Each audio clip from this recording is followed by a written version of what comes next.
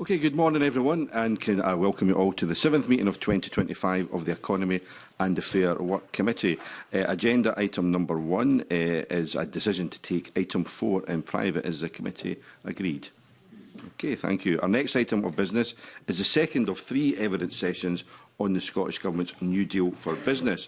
We're going to hear today from 2 witness panels this morning, and I very much welcome our first panel, Natalie Agnew, Managing Director of Muckle Media Limited, Claire Mack, Chief Executive of Scottish Renewables, Tony Rogers, Chief Executive of MTEL UK Limited, and Jane Wood, Chief Executive of Homes for Scotland. As always, I'll appeal to members to keep your questions short. I'm sure that will fail, but let's hope we can try our best. And also to witnesses to keep questions and answers as concise as possible. I'm very conscious that we're keen to hear from lots of people as part of this work. So we have 2 panels today, so quite a lot to get through. So that brings us, I suppose, to the first question. And I'm going to break the rule of asking not too long a question, but asking every member of the panel just to give us a very brief flavour of what your interaction is with the Scottish Government, and specifically, has that changed in any way in the last 2 years? So I don't know who wishes to kick off. I suppose I'll go first. Tony Rogers, I'm the Group Chief Executive for the whole MTEL Group. It's a Scottish headquartered manufacturing company that leads the world in fibre and broadband rollout, with operations in the UK, Denmark, Germany, Abu Dhabi and North America, but we're headquartered in Scotland. I've no interaction with the Scottish Government whatsoever. I never heard of this New Deal, had no idea about it, and quite frankly, when I've approached the Scottish Government, it's very difficult to make any sort of contact and any sort of inroads as a business person in Scotland to make any sort of representation in case. Can you tell us about what that approach has been in the past?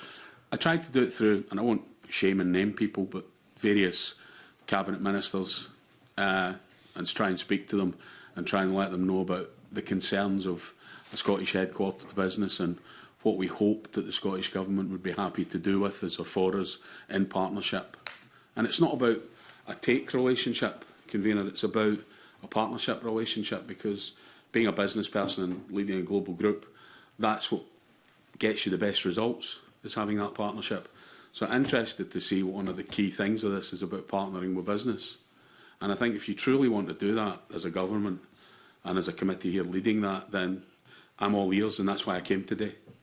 Well, that's very helpful. And just stress we are a committee, we're not the government. But sorry, but yes, you're a committee of the government, but not the government. You're correct. Yeah, absolutely. No, okay, who's next? Jane? Yeah, I'm happy to go. Obviously, I'm here representing an industry that's very heavily regulated.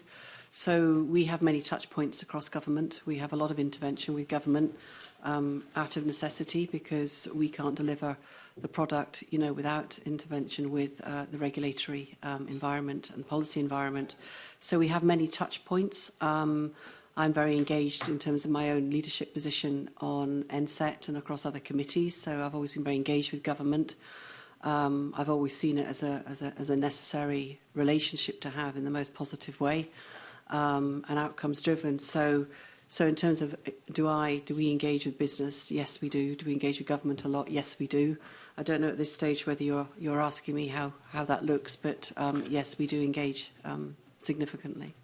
We'll certainly have lots of questions to how that looks in practice. But in terms of your members, do they primarily engage with government through yourself, or are you aware of much, I suppose, interaction between government and your individual members? Yeah, primarily they will engage through us.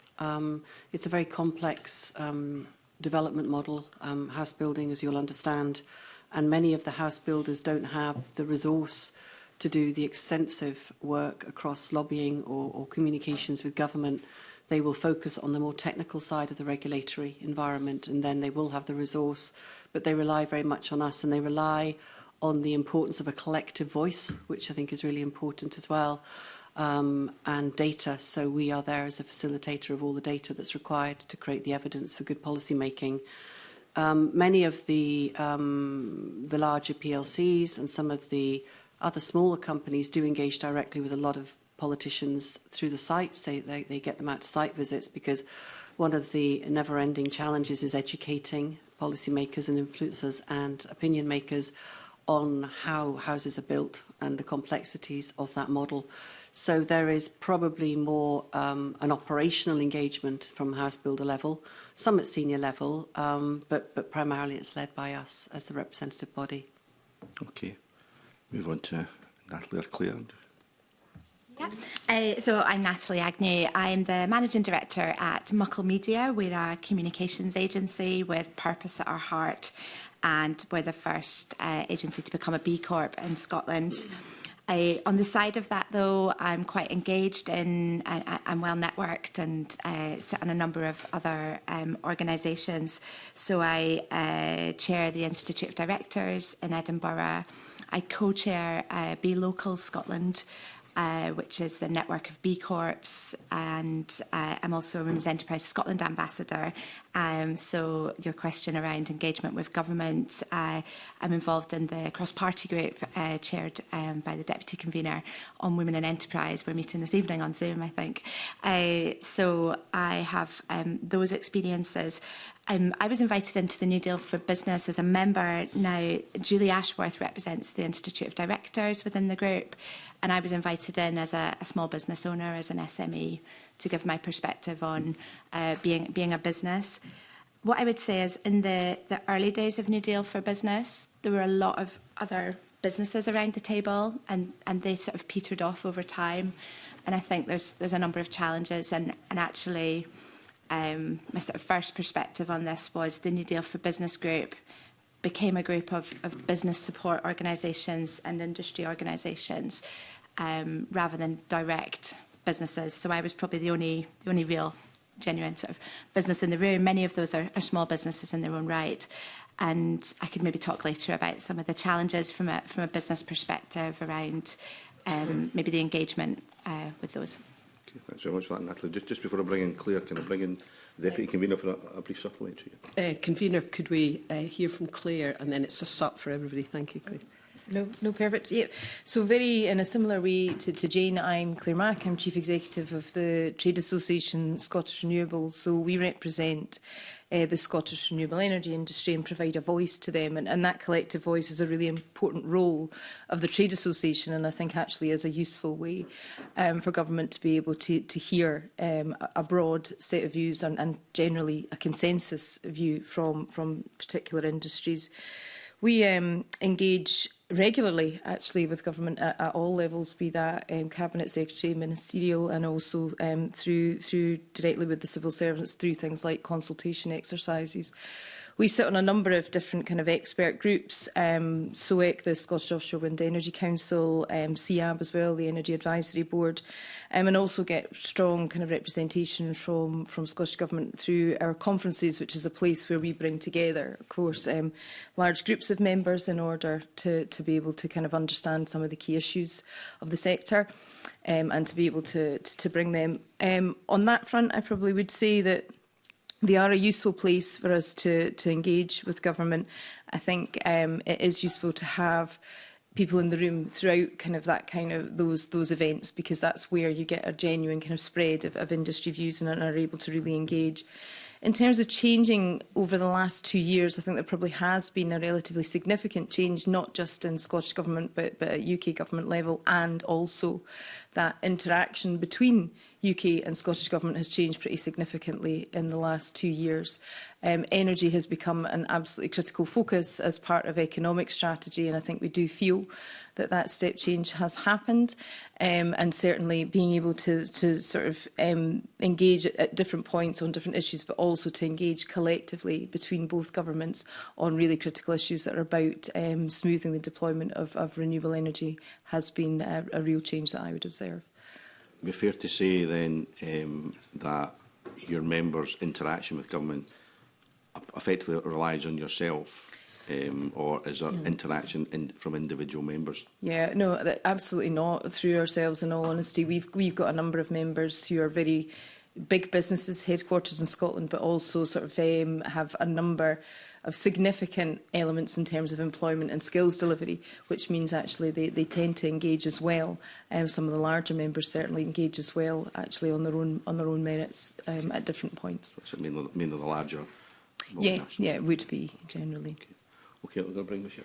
Thank you. I mean, I think the convener makes a fair point in the observation that three of you on the panel are actively engaging into the Scottish Government through your various roles. Where that is the case for the three of you, to what extent do you think government gets business? And by that, I mean the kind of operating environment, the risks that you have to deal with, the necessity for cash flow and focusing on margins and so on. To what extent do you think they do? Just some brief words would be useful. Thanks, Jane. I think our experience, and gosh, it's a difficult one. It's a very complex model. I think the short answer is we think there is a limited in-depth understanding on the development model of house building, and I'm referring to all tenure. And when I talk around that, I talk about understanding things like land supply, the impact of regulation on the sector, the unintended consequences, also the impact of the cost of consultation as well, the resource that's taken in terms of all of the plethora of consultations as well, and also the use of data and the correct data to create the right evidence. And I'll just say from the onset that we very much welcomed the New Deal for Business. We engaged on one of the subgroups and in the design of the toolkit on the BRIA.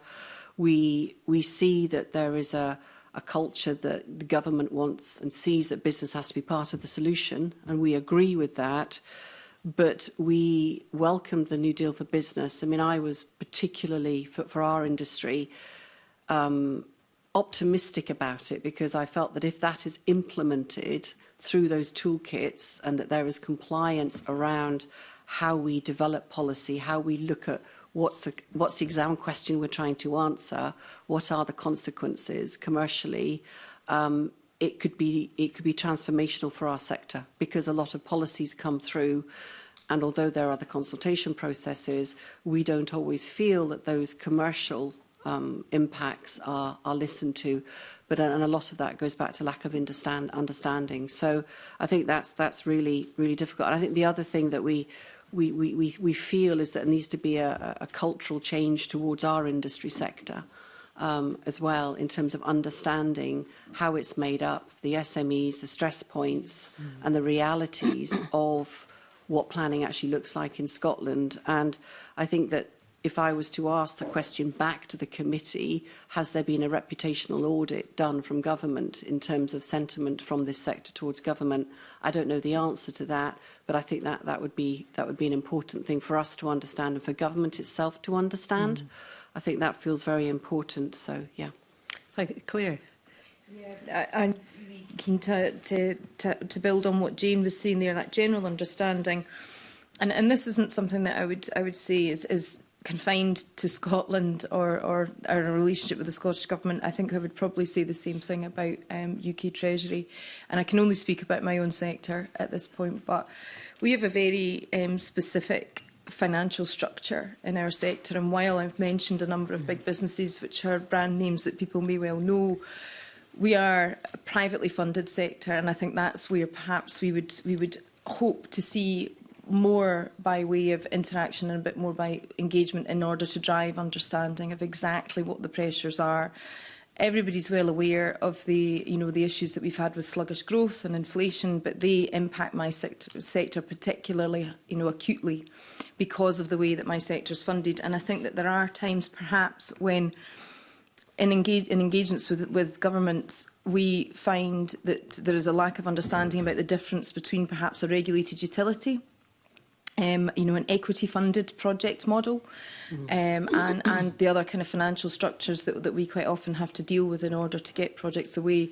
We have a lot of conversation with government, for example, around supply chain, building of supply chain, and that's where we sort of feel that we've had to go on a very lengthy journey around the understanding as to why ahead of time investment in things like supply chain and skills is incredibly difficult when you're dealing with an industry that's financially structured in the way that mine is. You're heavily debt financed, cost of capital absolutely crucial, and certainly seeing consideration of some policy measures which are absolutely entirely unhelpful in that space around, you know, when we're trying to control the cost of capital against global headwinds, something happening, you know, within Scotland, like, you know, we're talking at the moment about zonal pricing, for example. Industry has been very clear that will have a negative impact on cost of capital, which will jeopardise projects and pipeline, which then means these conversations about supply chain and jobs are pointless because you won't have projects to hang those off.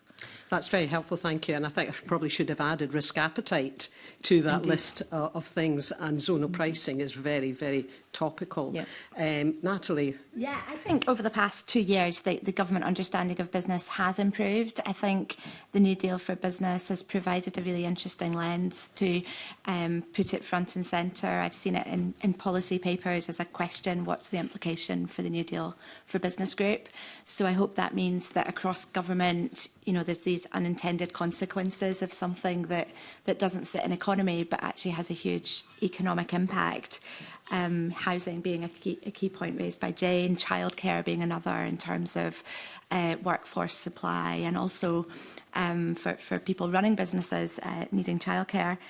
I think the disconnect potentially is the communications of that understanding. So I think that the New Deal for Business has offered a much greater, stronger relationship with the business support and the industry organisations, but I don't think it's stretched out further to reach the business organisations themselves, the businesses operating, and particularly those that are harder to reach. So I'd almost flip the question of, does government get business? I think they do to an extent. I think part of the challenge might be business not getting government as well, and government plays a role in that education. A number of intelligent people I speak to don't understand the difference between what's reserved, what's devolved, what's local authority, and that's a real challenge when businesses are, you know, potentially venting a frustration with the Scottish Government about parking regulations or immigration policy or things that actually are potentially misunderstood. Okay, thank you. Thank you. Very helpful. Can I bring in Murdo, please?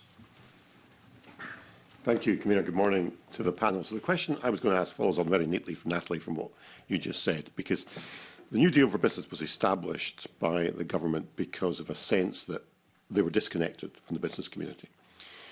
But it follows on from a whole range of different talking shops and forums and resets that we've had over the years. So what I'm interested in is what's your perception on to what extent the New Deal for Business is qualitatively different from what's gone before? And specifically, are there tangible outcomes you can point to from the New Deal for Business that have actually made a difference that otherwise wouldn't have happened? Jane, do you want to start? You're looking. I'm happy to answer that. I mean, for us, I think whenever these things are set up in government, they are very resource intensive and a lot of work goes into them. And we've always got to ask ourselves the question, and I say we, you know, as public and private sector, to what end? So ultimately, if that is to ensure that policies are fit for purpose, that's great.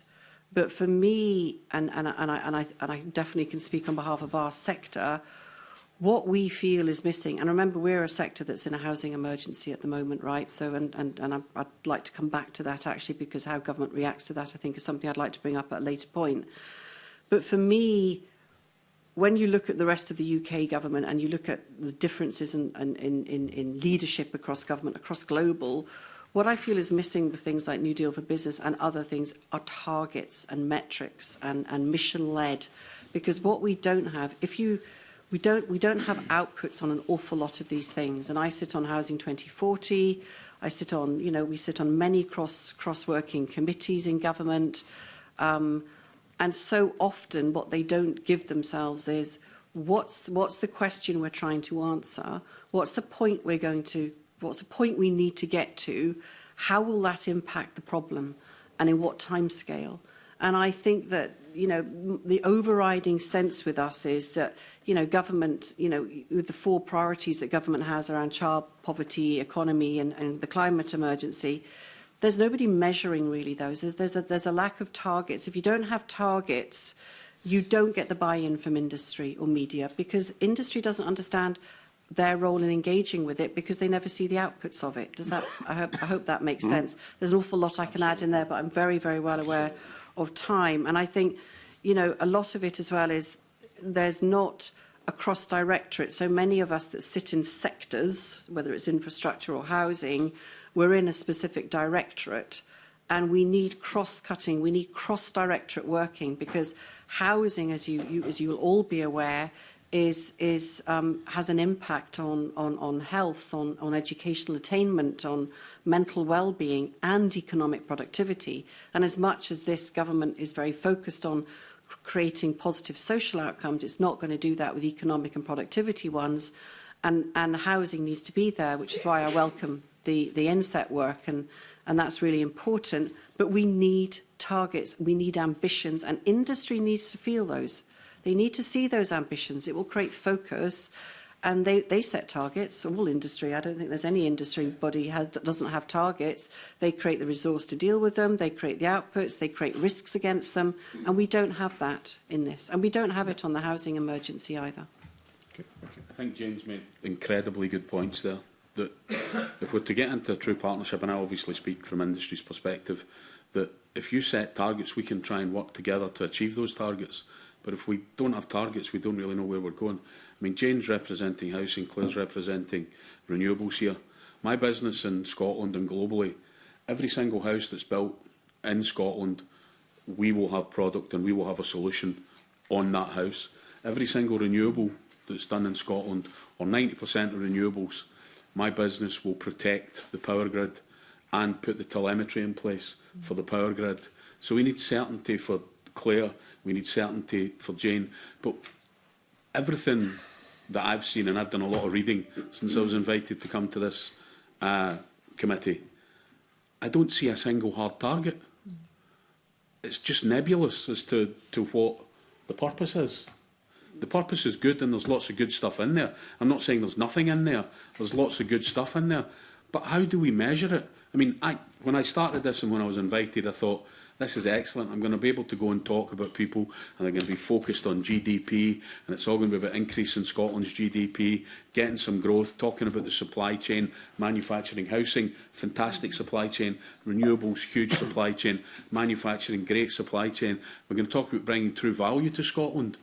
And then we can say, right, we've got a target here, how are we going to achieve it? How are we going to sit in the partnership piece of this and hit these targets? But echo Jane's frustration, and I've only come to this cold, but I've done a lot of reading on it, that, Murdo, we need some targets. Okay. And I know targets are scary, because then that means you have to be measured, but we get measured every day. Yeah. So so my question was about... Sorry for hijacking Jane. I thought Jane just set it up perfectly for me. Right. Claire, do you want to add something? I mean, I think I do. I share a number of the same frustrations, and I think from a probably slightly different angle is that when I look at the frameworks that are sat around NSET and other things, I think great. Finally there is actually some metrics involved here, and that's great. But there's so many. And I, as a business, I look at that, and I think government should behave in a business-like fashion when it comes to that.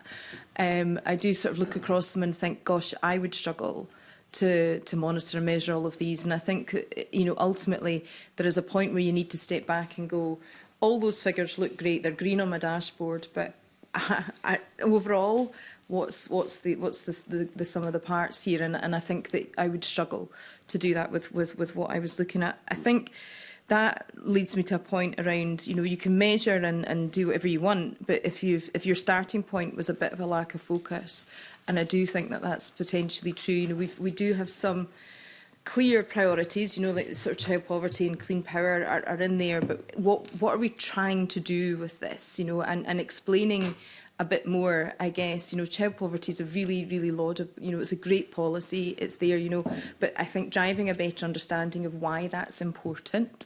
You know, it might be obvious to government, but certainly, you know, perhaps from business perspective might not be. So I think there's a bit in there, but also being a bit more specific about what it is that you're driving. So I think that comes to the targets point that Tony was making. I think there is the need to genuinely, you know, be hard on ourselves about policy impacts and how these are landing, and are they genuinely, is policy intention driving through to impact? Because I would suspect that if we were really hard on ourselves on that one, we would struggle to sort of really sing to it. I think UK government has done a great job of that mission-led approach, and I think Jane mentioned this. You know, the cross-departmental working is absolutely essential. If you're going to have energy as part of the economy, if you're going to have child poverty as part of the economy, you need to have, you know, that was the choices that were made at government level. You know, you really need to have a structure in place to make that work, and it's not necessarily evident to me. I think as well, the kind of, it's great to have policies and strategies and everything. There also needs to be that real reality check around what tools, what are the drivers of growth, and what are the tools that you've got to hand for the job. Because there have been times, and I think there is an improving relationship, and I've mentioned it already, where it's been, the gap has been just pointing to the fact that the UK government and Scottish government relationship wasn't good in this area, therefore it was impossible to achieve. I think, you know, given things have improved, that changes that reflection, but I think definitely in the past I would reflect that that was not an unknown. So we could have probably been a bit better at designing our interventions, sort of knowing that you might have hit a little bit of grit in that, and I think that's a lesson for going forward, which is that there will always be different stakeholders and parties that need to come to the table, and anticipating where those relationships might need a bit more work is really, really important in order to really sort of trigger those drivers for growth.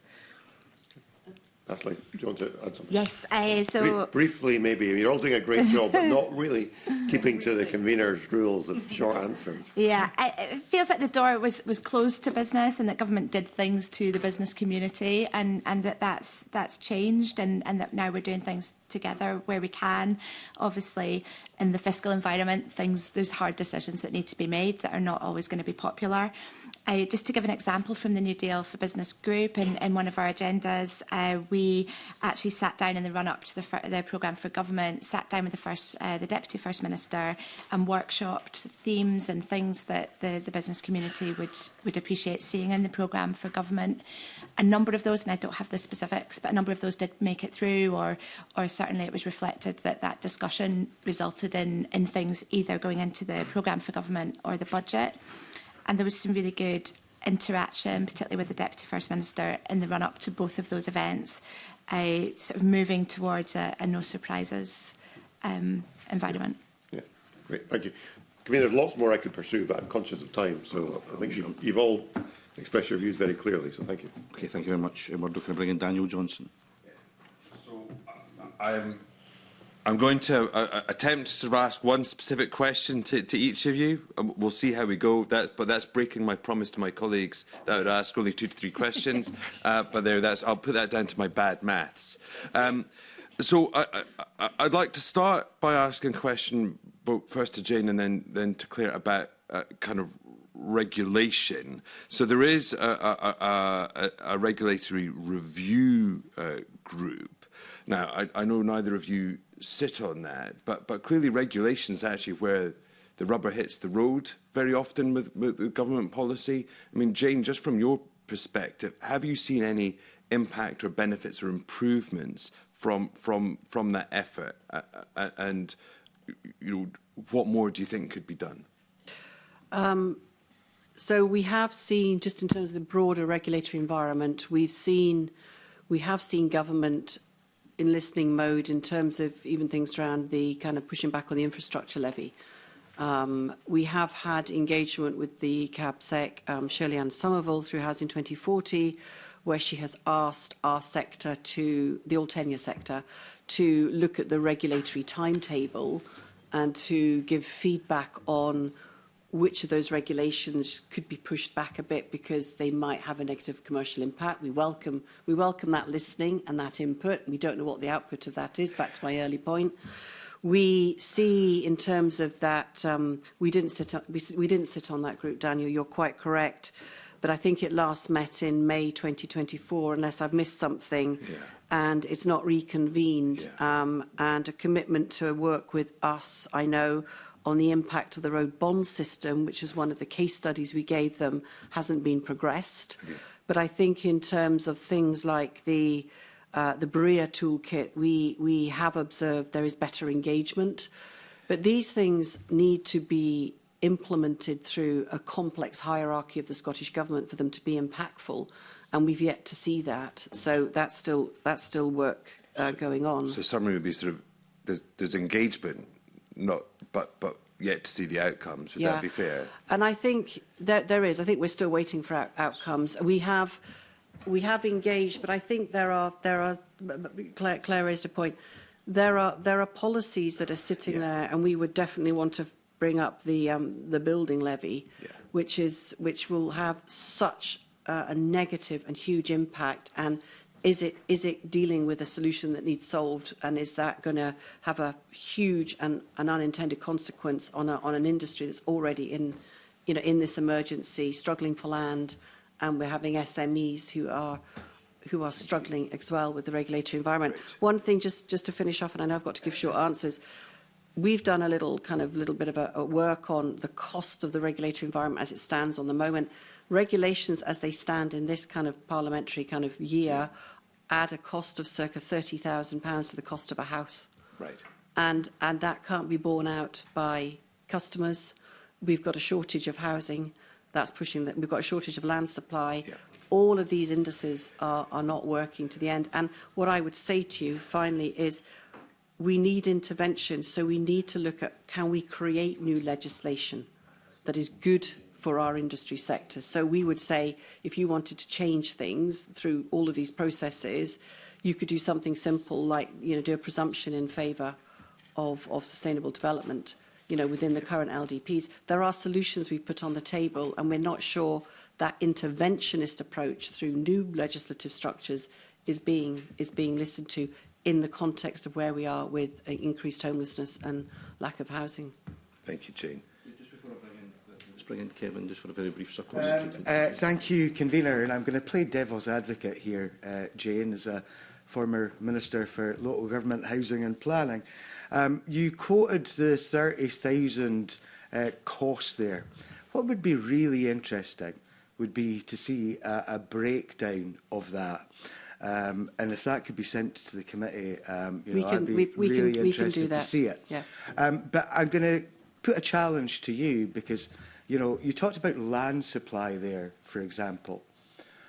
What are you doing to encourage your industry to stop land banking and to actually get on with building in certain places? Can I be very clear, and can I refer the committee to the CMA, Customer Markets Authority report, where in their investigation, land banking is not the issue with housing supply. And I think what I'd also look is that housing, whilst we know that housing is not being delivered at pace, we know it's top of the political agenda, and the UK government specifically is very focused on accelerating housing delivery. We need to reflect, to your point, Kevin, and I hear what you say on how we tell this story, because it's really important if we're to find the solution. And we need to, the reason given and the reason that we hear, and to your point, is that slow progress on housing delivery is a repetitive narrative that we're hearing, and it's about sufficient land and the need to allocate more land, which we all agree in our industry is needed, but that the problem lies with the developers.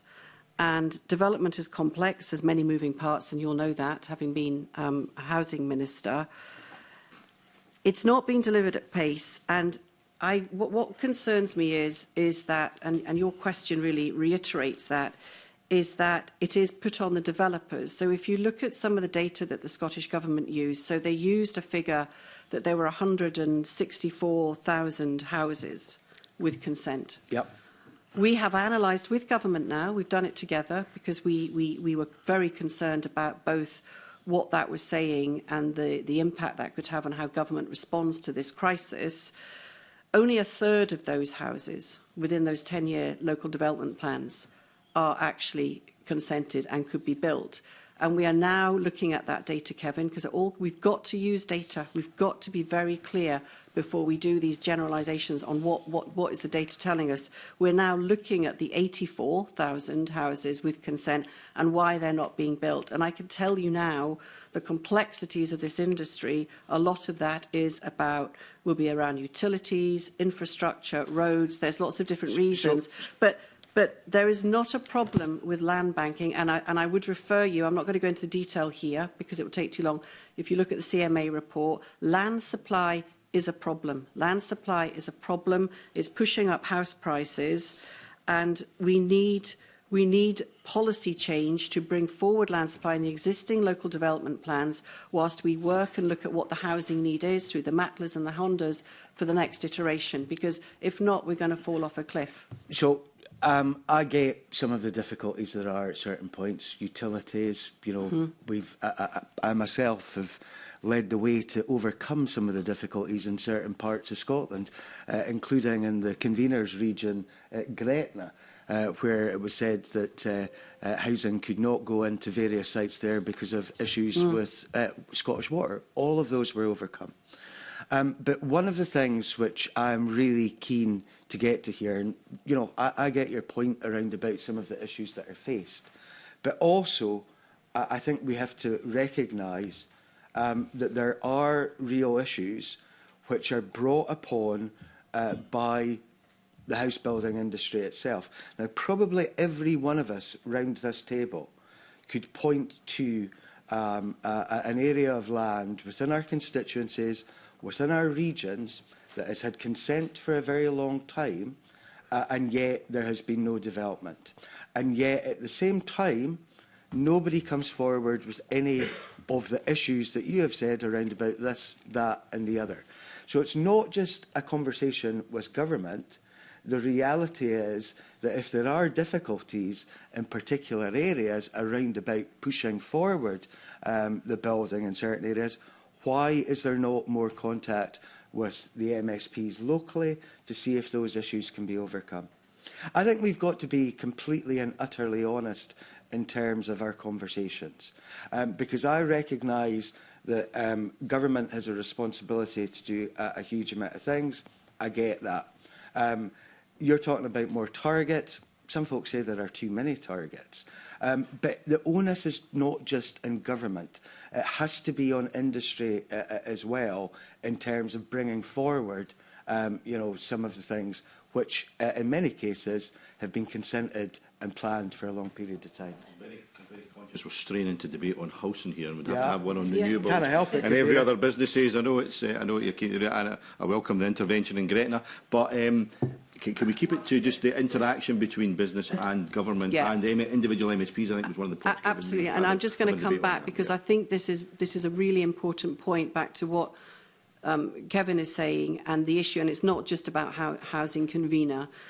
The perception of what the problem is a real problem in policy making. The education of what the problem is really, and Claire has raised it as well, around finance, whatever that might be. All I would urge is that, and you're absolutely right, we as house builders need to be authentic around where we may be part of the problem, and we are. But I can tell you that we have put all of the issues, we've been very open with the issues. The government at the moment is sitting with 50 issues that we've raised, that the answer lies in the sector and government working together. And we've got case studies and data, and I'd be very happy to share some separate stuff with you, Kevin, because I think that educational point from both of our sides is really important before we start creating solutions that aren't relevant to the problem in hand. I'm going to bring. We'll come back to you, Claire, in response to Daniel's question sometime ago. But I want to bring in Jamie on a supplementary here on this specific point. Yeah, it's regards to this. I mean, the New Deal for Business was set up or announced in April 23. It was first meeting in May 23. We then saw significant cut in the housing budget.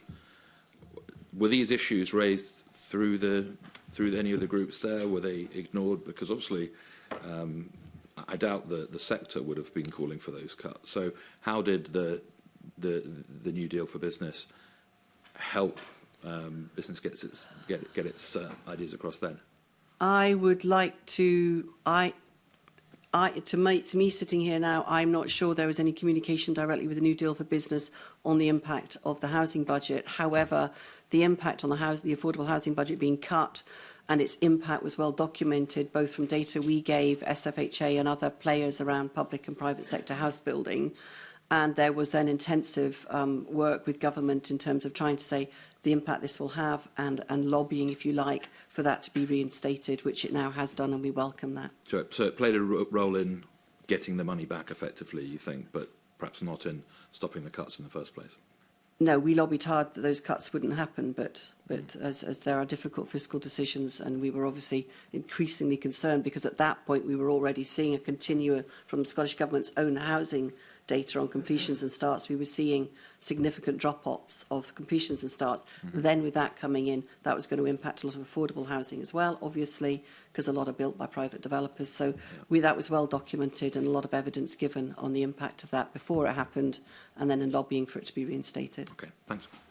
To Claire, in response to Daniel's question, Claire. So if I could just rephrase that, I'll just need a moment to remind myself what my train of thought was. Claire, you made a very important point around kind of broad alignment. I think sometimes, we view the economy within the portfolio and a silo, but actually the touch points industry have, and your sector has probably got kind of the biggest. We've got 50 gigawatt target. We've got a net zero target of, UK target's 2050, and Scotland has its own targets. And yet we've got a decision such as Berwick Bank, which is now at the 2-year mark. Yeah. Do you think that we are taking seriously the alignment that we need, not just regulations, but decision-making processes in order to meet the objectives and targets that we have set out collectively with industry broadly, but in particular your sector? It's like you've read my notes on this point, which is that I spent a long number of years in regulation, over 20 years at UK level, and obviously in the energy sector we sit in this space where regulation is generally split between Scotland and the rest of the UK, but there are places where Scotland very clearly has that opportunity to use regulation to create a strategic advantage, and planning and consenting is one of those. We've engaged very heavily on NPF4, for example, on kind of onshore renewables. Where which obviously touches Jane's work as well, but on onshore renewables, and we had lengthy engagement on that. I think where we are starting to re-engage is looking at the efficacy of that. How is that framework distilling down into local government decision making? And I think we're probably not clear that its intention is actually having the impact. Again, it's that intention and impact point. I think if you look again at other places for what does good look like, if you look at what's happened in terms of grid regulation, for example, at UK level, you've seen Ofgem create accelerated regulatory frameworks which have unlocked investment at a lightning pace. We have that opportunity, and I fear we're not taking it on things like planning and consenting.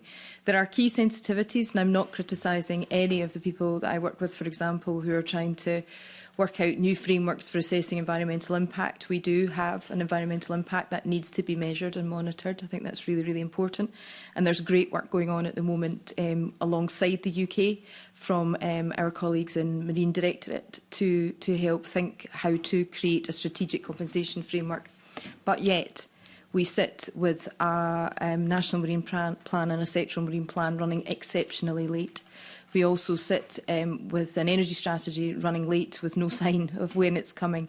These things set the tone and become the North Star for things like regulation, but also investment decision making. So there are key enablers in that regulatory space that we could be using but are not. And I think it was very much acknowledged at the time when the US, for example, in days gone by, when the US brought out the Inflation Reduction Act, that we could not match that in cash terms. What we could match it with was playing smart and using regulation and policy alignment to meet the challenges that meant that our international competitors were sitting, with an advantage ahead of us. Good. I think we need to apologise to both Jane and Claire. I think we could do entire sessions on house building and the need for renewables. Tony, can I just ask you, I was reflecting on what you were saying, and first of all, I kind of slightly, I repeat ad infinitum the McKinsey mantra, if you can't measure, you can't manage. But I think one of the things, so I'd agree with you on what you said there, one of the things that strikes me, and because it reminded me of what I thought when I was running my business, is that sometimes, and Jane and Claire run great organisations, and I think they are an important part of engagement. But I think sometimes politicians think that if you've engaged with the trade body, you've engaged with the whole sector. Do you think, government needs to think more, politicians in the round need to think more about actually trying to understand individual businesses more, and what would you like to see happen? Because obviously you don't want to meet a politician every single day. You've got to run your business. But what? No offence, but no, I don't. I've got a big business to run. But what I would like to think, and that's why I kept harping on about the partnership, but targets need to be the right targets, and we don't need loads more targets. We just need the right targets. But coming back to what I think that I could bring to a partnership arrangement with any number of people around this table or the broader government is that I run a business that's headquartered in Scotland, and I'm the chief executive, and I have the research and development people here. All our IP is generated here. We're the world leader in what we do from Scotland. We export to 100+ countries, and we're good at it. But I have manufacturing in Germany, Denmark, Abu Dhabi, and North Carolina in the US. But the heart of my business is in Scotland. That's because I'm a Scottish CEO. The next CEO might not be Scottish. What are you guys doing to make sure that the heart of MTEL, the IP, the R&D, the high-value jobs, the purposeful jobs in the well-being economy stays in Scotland? And I think that what I could bring, sitting down with you guys, is to say, this is what happens in Germany. This is what happens in Denmark. This is what happens in Abu Dhabi. This is what they do in the US. Let's create a vision for Scotland that's better than that by speaking to people like me. With all due respect to the rest of the people around the table, they're Scottish-focused remit or renewables. But I want to try and give you a global vision as to how we can make... Because I'm a passionate Scot and a passionate Scot industrialist and manufacturer, but with technology driven at the heart. Some new CEO might come and say, right, well, because when they replace me, they might put a German in charge, a guy from Arabia, a guy from the US, and he might want to take his whole senior team and all his technology and all of the knowledge to somewhere else. And we truly do lead the world in what we do. Can I just, having in my previous life, for 15 years, I had UK-wide roles with UK-wide PLCs.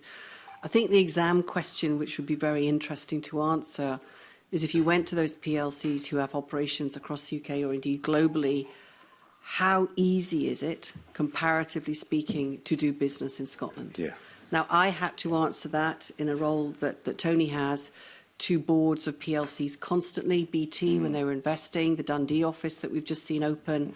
These were questions that were constantly asked at board level. How easy is it to do business in Scotland compared to the rest of UK or globally? That would be a very, very good exam question to the government, I think, and to get those answers direct from PLCs. And I think one of the things that I don't want to come back to housing convener because we spent a lot of time, but we're definitely seeing in our industry that sense of, do you know what, it's easier, the policy environment's too difficult, whatever. But we need to understand what that is, because it's about also how we work together. But I think that's a good point. That's fantastic. I mean, you look sadly at the people that have lost their jobs at Grangemouth. What was being done by Ineos in Grangemouth? They're not stopping doing it. They're just doing it somewhere else. My business in the Borders employs more people than Grangemouth does. What are you going to do? How are we going to have a conversation with you guys to keep that there? No, I think these... That's my passion. That's why I turned up today. I think these points are excellent, and in some ways, I was just going to say, turning to convener there, I mean, perhaps we should end the committee session there, because I mean, I think if there was one message that we should all be listening to is that. But Natalie, can I just briefly come to you? I mean, I think you made a good point that business, in order, business should try and understand precisely where decisions are being made. That being said, I would say the onus is more on us. And I think there was something about what you were saying about the pattern of that engagement. It started off with businesses coming to the New Deal for Business and the ILGs, and it's petered out. Are we making it too difficult to engage? And actually, do we need to kind of rethink that? That actually, there are not very many. Certainly, I wouldn't have had the time running my business to come along, once a month, or even once a quarter, to essentially give a day. Do we need to kind of have a short, sharp, or method? Are there practical ways we can engage better with more businesses, basically, is my question. Yeah, I think in retrospect, actually, just making the New Deal for Business group about the ILGs and about the business support organisations and industry associations would make sense, because that's a really good strategy to engage and to understand the issues within industry. Some of the challenges I think, though, the businesses faced was terminology, jargon, BRIAs, even the wellbeing economy. We were challenging that. I co-chaired the subgroup on wellbeing economy, but our first question was, do we have to call this the wellbeing economy? Because we were talking to business and people thought it was about healthcare businesses, or it was about, and actually the wellbeing economy matters to everybody and should sit across. So yeah, I think the engagement issue, and that comes back to that communications and translation of policy into practice, and what does it mean for businesses. Another example was I curated a group of business leaders to come and speak to the Wellbeing Economy group in the very early days, and the way it kind of just rolled together, we ended up with some policy people presenting what I would kind of call death by PowerPoint for an hour to a group of blank faces on Teams, and we lost some engagement there and got some feedback which we agreed with. So it's how do we translate policy to what businesses care about, which is fee, it's income, it's profit, it's fair work, it's hopefully ED&I and equality, diversity and inclusion. I'm complaining about acronyms as well. Spell mine out, but yeah. So you're ban acronym, ban PowerPoint. Got it. Yeah. And with that, I'll finish my question. It's a communication challenge. How do you engage businesses with the government direction? Terrific. Thank you very much, Convener. That would make our lives a lot shorter as well in terms of our workload. But can I bring Claire in? I think you want to come in, Claire. Yeah, I think Natalie's hit upon a really, really interesting point, which is engaging with businesses in the way that they want to be engaged with. I think you have to be quite clear that a lot of my members are SMEs. And as a trade association, I tend to talk to government about policy that goes 10 years out, and actually my SME members aren't interested in that. They want to know where the next contract's coming from. So I provide very different services to them, and I think, and I think it's really interesting as well. It links to the point that Tony makes, which is, in a business context, you'd be getting, if I was your supplier or stakeholder, you'd be getting an account managed by me because of the size and scale of it. You're exactly the kind of business that we need, exporting, employing in a particular area of the country where employment's low. Yeah, and so I share a bit of that kind of frustration, which comes to a point around economic data, actually, and following the data, which I think has been a bit of a theme here. If I look at my own sector and what we're trying to achieve, it's really hard for government to understand what we're trying to achieve, because it's my organisation that gives you the job stats, because we don't have job stats to track who's working in renewables, although it sits at the centre of government's economic policy, and it's, and we very welcome support that comes, for the kind of clean power agenda. And I think there is probably a gap in there which really needs to be addressed, is we're served by a kind of UK data machine that actually isn't channeling the information that we need to identify our businesses that we should be really looking after, and to identify our missions and how well we're doing on them. And I think that that's a really important point that would help enable the communication point that Natalie makes and the point that Tony makes about actually understanding where the heavy hitters are. Can I bring Kevin in for a brief supplementary? Yes, Convener, thank you. Natalie, you talked about communication. Tony, your communication today has been quite fantastic in terms of the passion that you have. And that's grand. That's what we actually need, quite frankly. I want to talk a little bit about the communication and actually getting the messaging across, not just to government, but to us in here, to other politicians in local government and UK Parliament as well, to get the messages across around about what's required. So let me look at my engagement over the past couple of days with business. Last night, I was at an Ocean Winds event here in Parliament. In the speechifying, the very short speechifying, they got across last night what the major challenges were. They also talked about the positives of the Murray East and Murray West developments, but talked about the future challenges. That then becomes a challenge to me, because they have the information there around about the grid, around about transmission charges, all of the rest. An easy read format, easy to take in, easy for us to understand and to recognise what needs to be done to move forward. In some cases, you know, as you've said, some businesses kind of don't have the ability to do that. However, let me talk about my other engagement the other day, which was at Charles Mickey Pharmacy in Aberdeen. And one of the owners there, John Mickey, a man a bit like Tony there, very direct, knows exactly what is required. You know, probably has never been in a communications course in his life, but knows exactly what it needs to be done.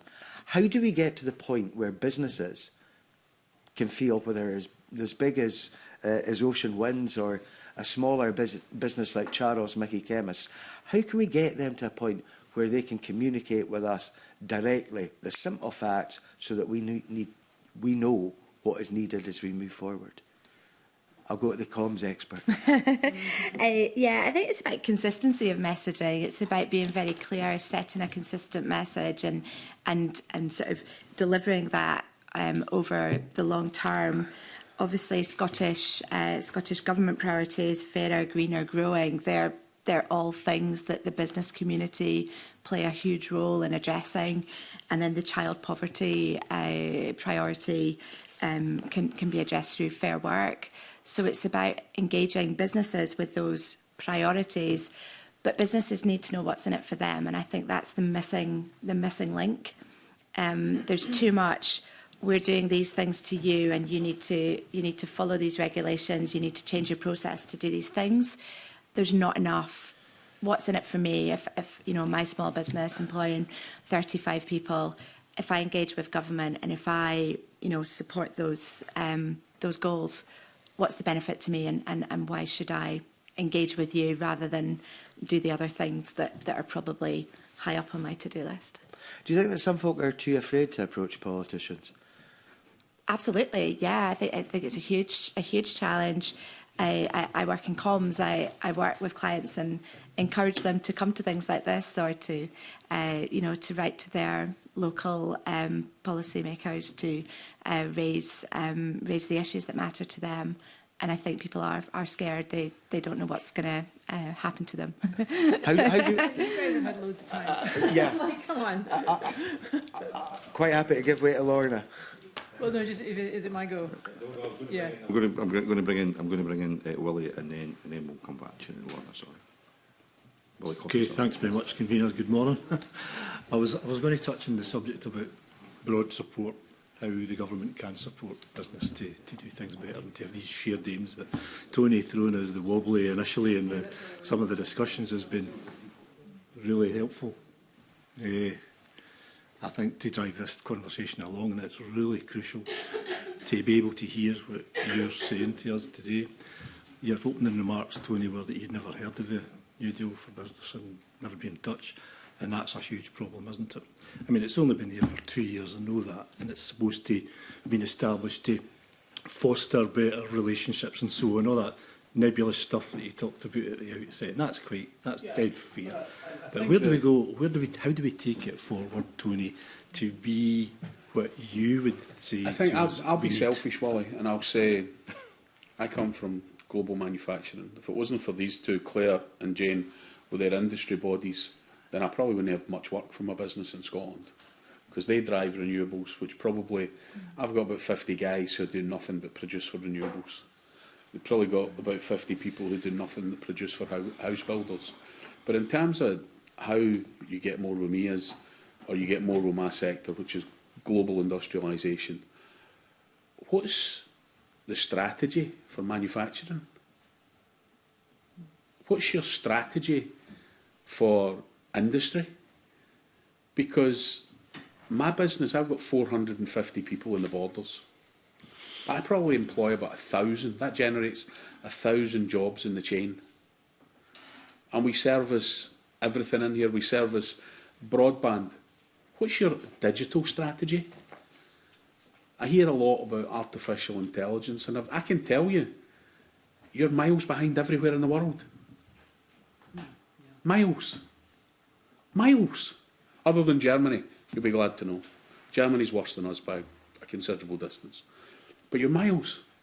But what you can do is, you could involve people, because we're not a big PLC and we're not a wee SME. We're in the middle. But if you got a few of us, Willie, and you actually had a focused thing and said, we're going to develop an industrial strategy, and then we're going to measure ourselves against it, and say you're going to go for growth of 7% in industrials, and we're going to have 20 new business starts, and we're going to do this, and say you get after 5 years and you've only got 80% of that, that's still a success.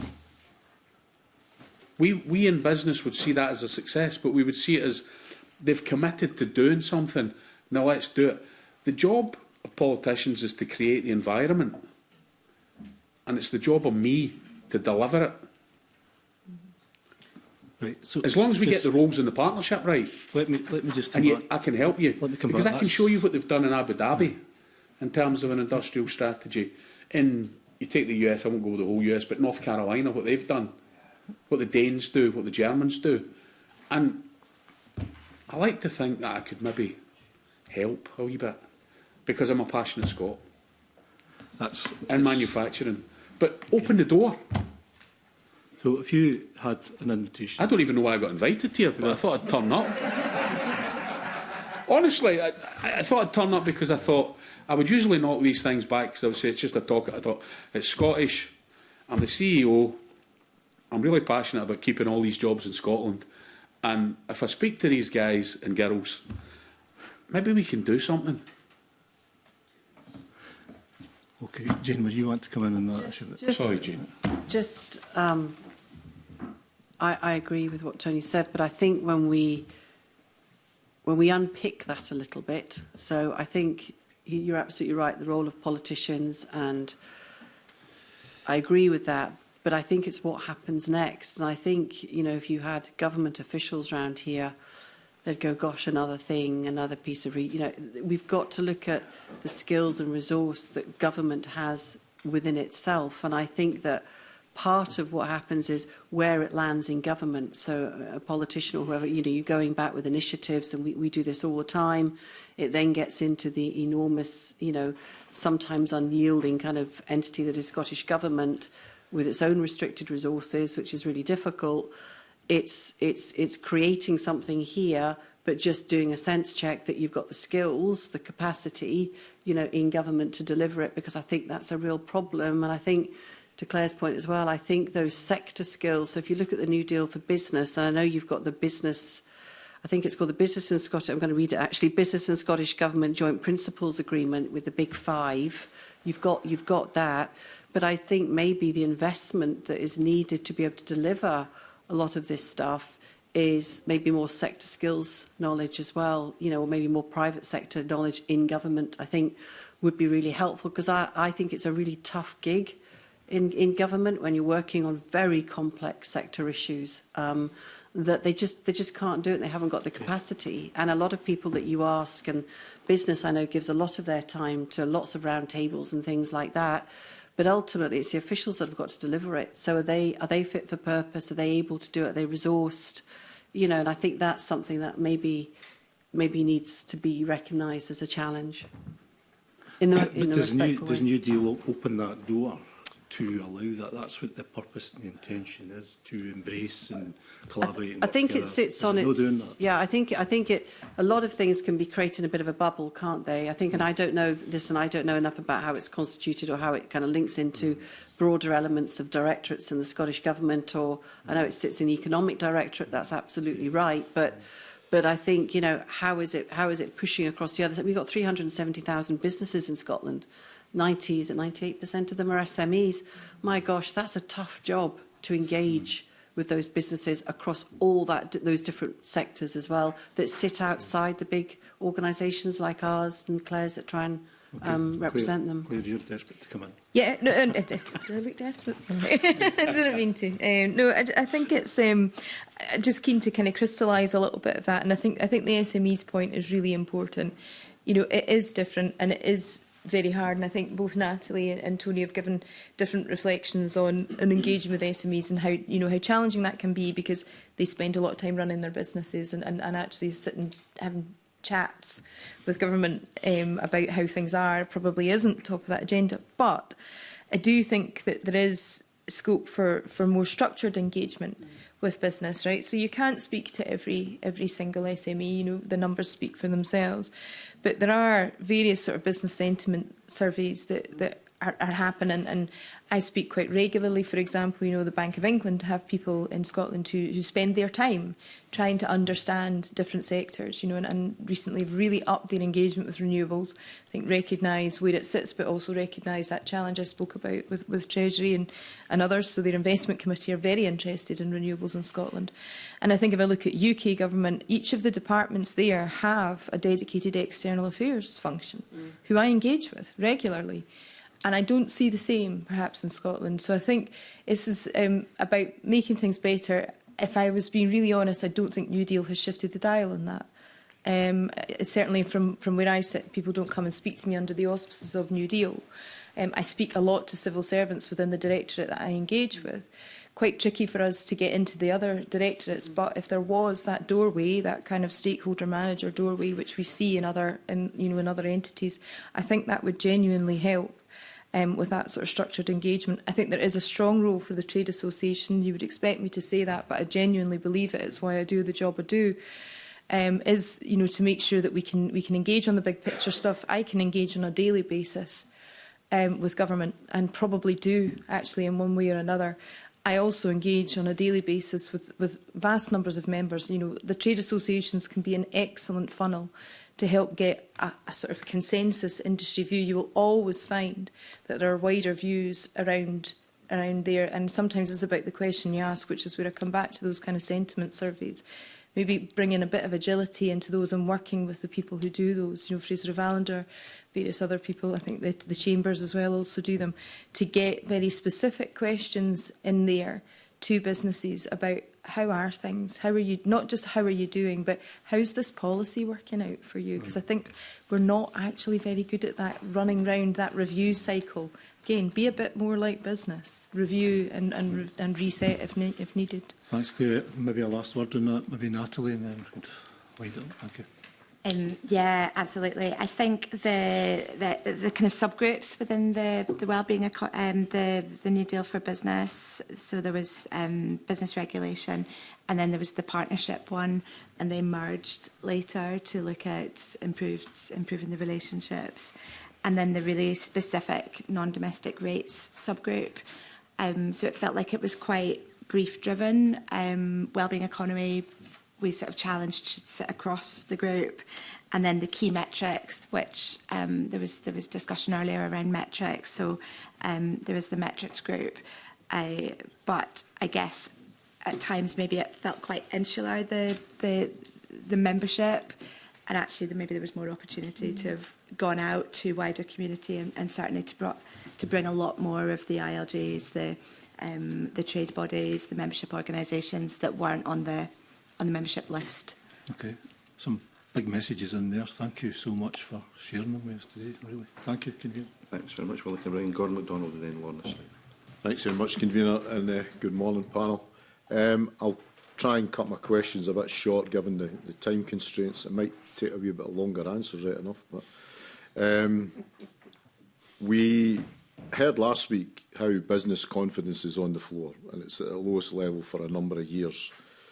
So, what are the main concerns for businesses, and what can government do to address them? Yeah. Yeah, stating the obvious here, but national insurance impact is the #1 thing that we're hearing from an IOD perspective, and that I'm hearing from my network as well. So that's obviously not a Scottish Government issue, but it's having a huge impact on the business community. So many people we're speaking to at the moment are really challenged around where they find the additional budget in April. And that's going to make a big difference as well around growth ambition and around investment in people and fair work, and that ambition to increase wages, to pay people a good wage. It's putting a real squeeze on business. So whilst that's not a Scottish Government thing, it's going to have wider implications that need to be considered. Do you see that having an impact on employment levels?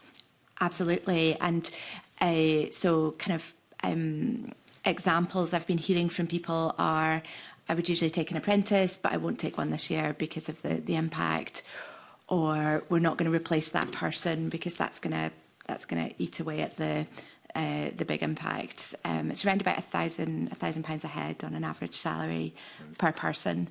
So I've got 33 staff, and I'm projecting a £3,000 increase to national insurance costs from April.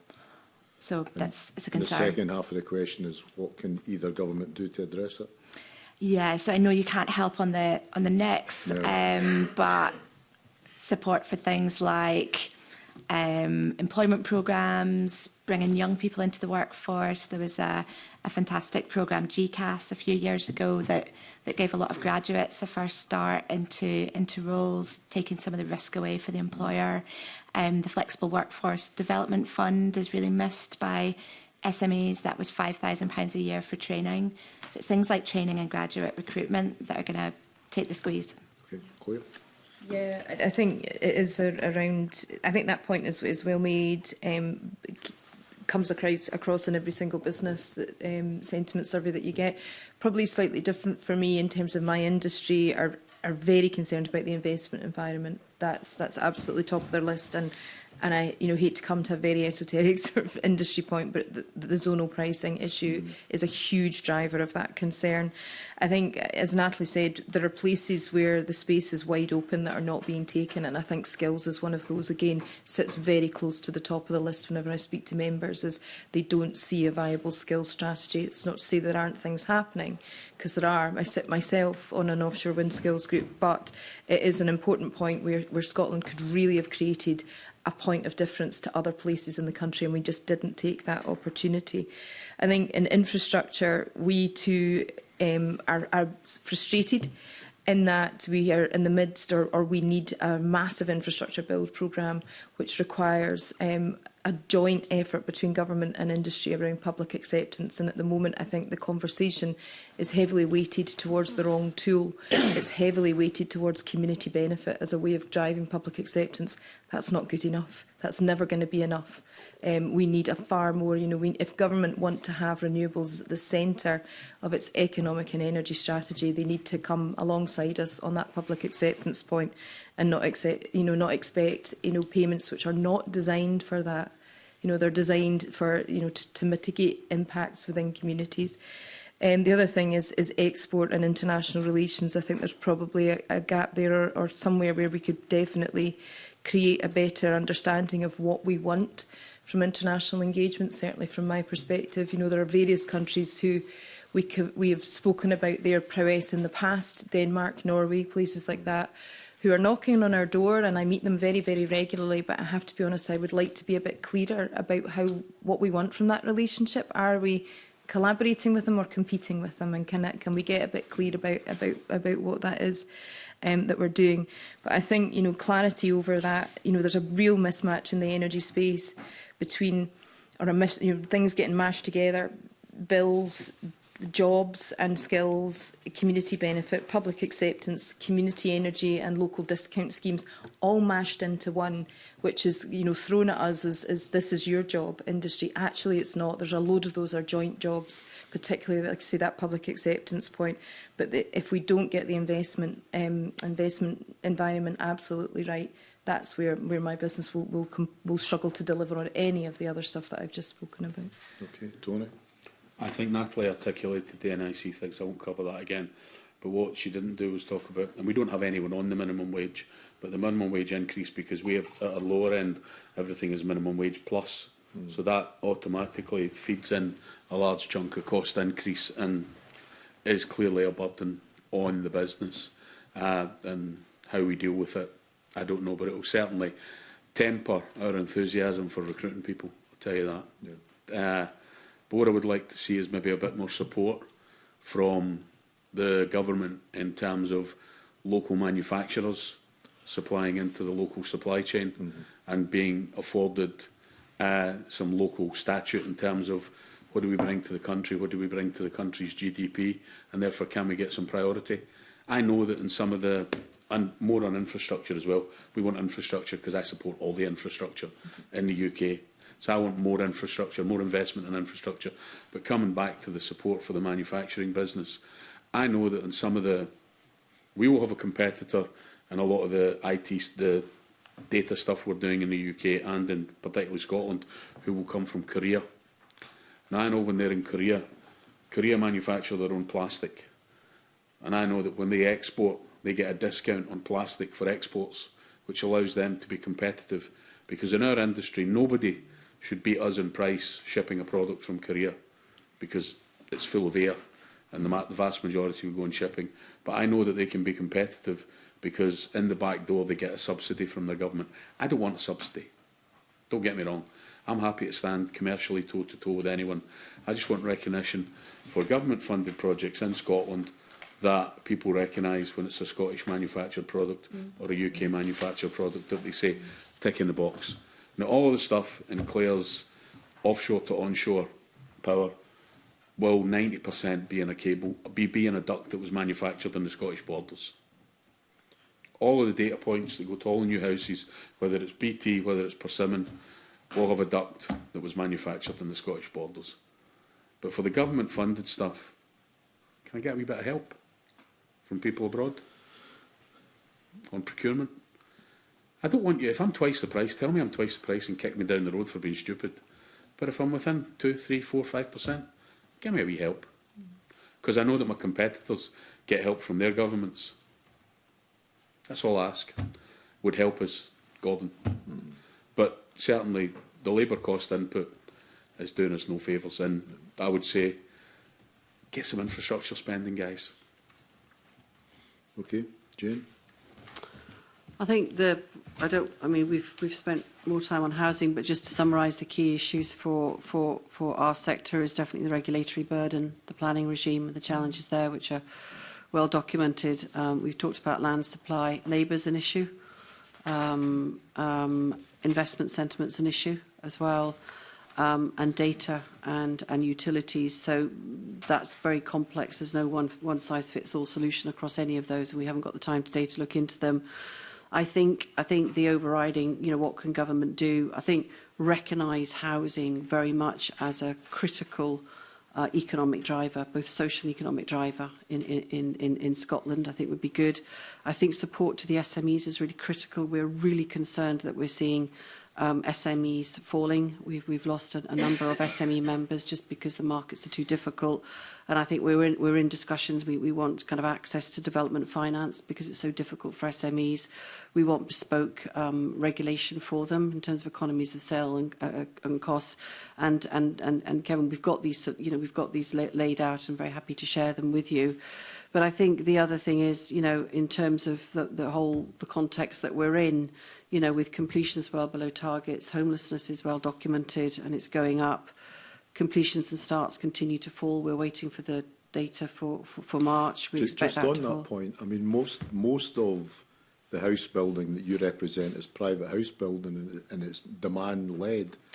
I think it's very important to recognise, and this comes back to the complexities of the model, when we talk about all tenure housing, 90% of social housing is delivered by private sector.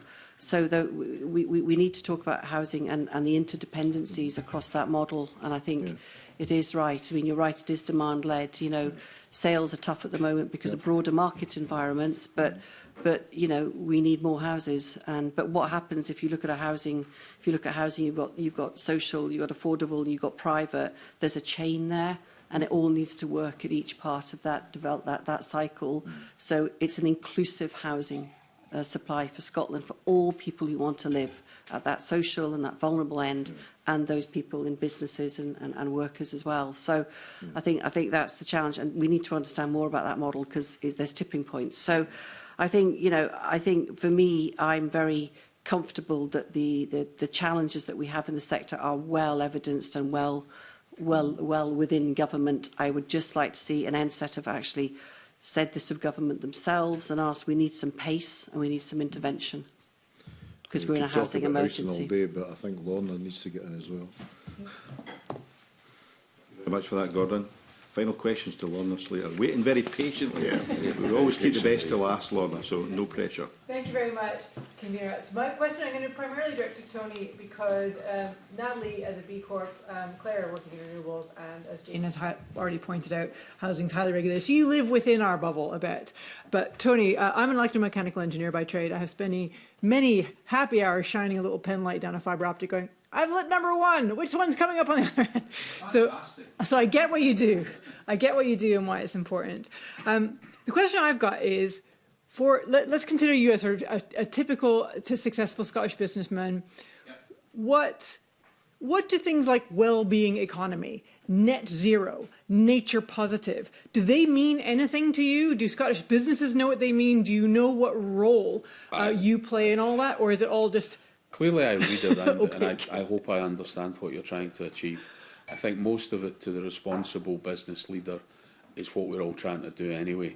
I think the messaging around it sometimes would be better. I mean, the point that, I don't know whether it was Natalie or Claire made on well-being, people thought that meant something about people's health, but it doesn't. It just means a generally purposeful work environment.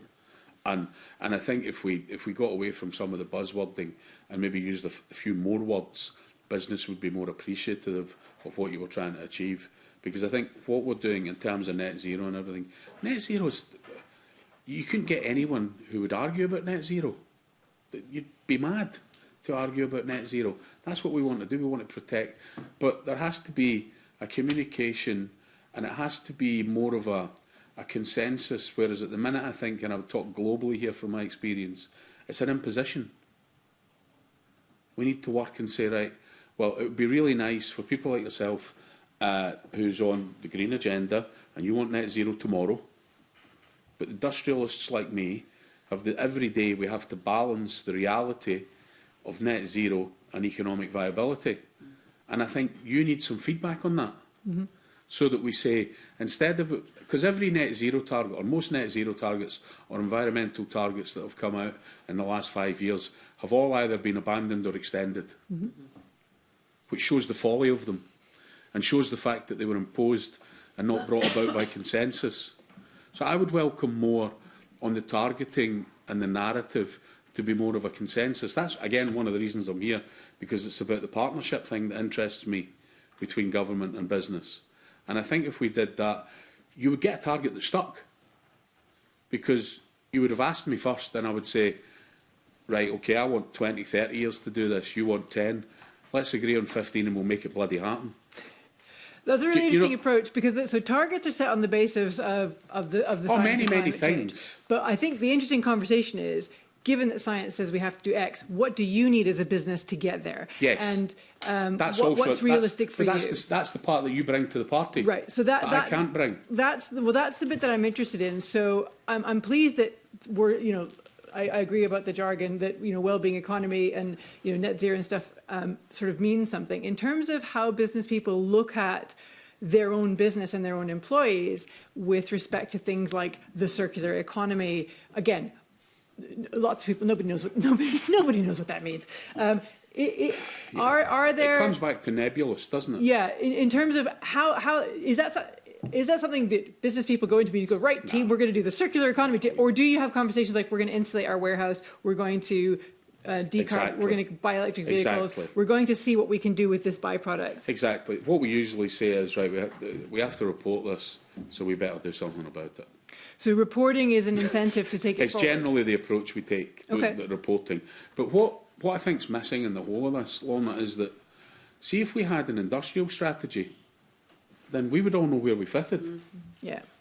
Because we would, the renewables team would be sat there going, well, because of the industrial strategy says, then renewables does this, and there would be no ambiguity. Housing would be this piece of the industrial strategy, manufacturing would be that piece. To make all of this happen, we need to have an energy cost of X or Y, which needs to come from this piece or that piece. And I think it's the fact that we got all of these initiatives, to come back to your initiatives, which I think, I can't argue with any of them, but they need, where are they going? Where are they all going? I think we've brought that back to targets, haven't we? Yeah, but even if you have targets, and measurement, if you don't have a bit at the top that says, here's our industrial strategy, and it'll take you a few years to develop one, then, well, it's like a flag. It's just blowing. So we got the well-being flag over here, which is really good, getting a good bit of wind. And then we got the renewables flag over here. Oh, it's not very good. Not much wind over there today. Because we need to know where everything's going. I think the other thing that's not known about... And the industry loves to know where it's going. Sorry, Jane. Yeah, I think the other thing that's not known about are the national outcomes. You know, I think those are your indices, I think, of government in terms of what you want to, your performance delivery, KPIs, whatever you want to call them. And I think, yeah, key performance. But I don't, they're not known. I mean, we were very pleased to have housing as a national outcome, but we've been asking again and again, but what does that mean? You know, there are indices. Now, indices are quite easy to do. We can all do indices. But actually, what do you want that national outcome to deliver? So where do we sit in that? Because as Tony says, we all want to know where we can influence, what we need to do. Back to Kevin's question to me, what do we need to do it? And I think back to the sustainability, the well-being and all of that language, I think there's such a huge, broad level of sophistication against businesses and industries understanding. I worked with business in the community for 10 years, so did a lot of this work in terms of this. And I think the problem is you've got the PLCs who will have to report on it. You'll have a lot of SMEs, a lot of S's who will do the right thing, and it won't necessarily be related to the bottom line or a cost implication. It's just because they're good people and they want to leave a legacy in their community. But we need a lot, and we need to do that in our industry across the S's and the M's, is educate them on the value of Sustainable Development Goals, that kind of global measurement tool, and what that means. And I think we need more support on that, I think, to get it into those companies that struggle with understanding the value of that to their business and to the environment and the community. Thanks, Convener. Well, thank you so much indeed, and thank you so much to our panel this morning. I know we could spend many more hours on this subject and many more questions, but it has been incredibly useful. I know a number of members touched on the issues of skills, and I can say that that's a piece of work the committee will be turning their attention to very soon. So we might get you all back again for round 2 at some point in the future. But in the meantime, that ends our evidence session. Thank you so much, and we'll have a short break while we change the panel.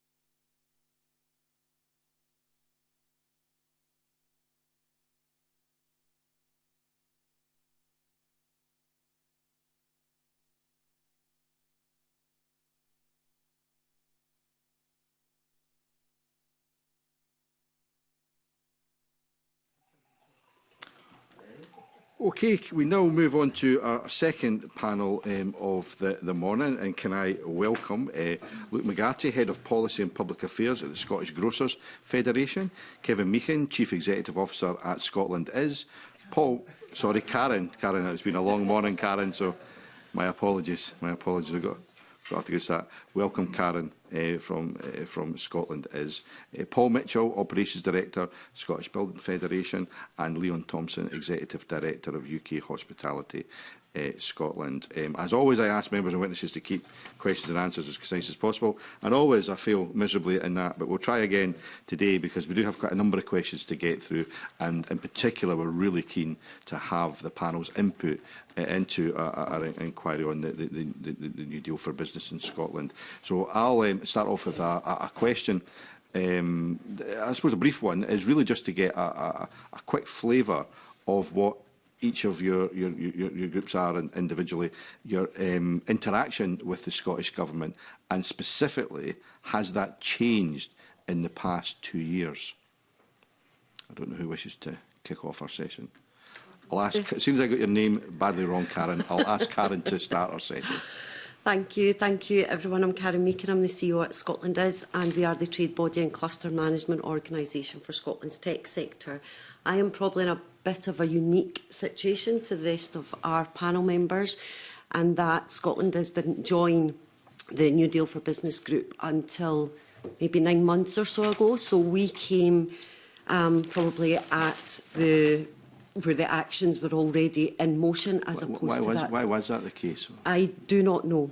There was a representation, an individual representation for the tech sector, an organisation rather than a body who was on the New Deal for Business group initially. And when they stepped down, obviously Scotland Is was invited on to the group. So I haven't been there from the very beginning. I have just been there latterly. So for me, we have spent a number of years working closely with government. So I have a number of, or Scotland Is, has a number of connections within government across all policy areas and directorates. So we already had very good connections within government through the various digital directorates and the digital commercial services teams. Who wishes to go next? Paul, you looked up, so that means I'm going to pick you. Great, good morning, and thanks for the invitation to come and speak today. My name is Paul Mitchell, I'm the Operations Director with the Scottish Building Federation.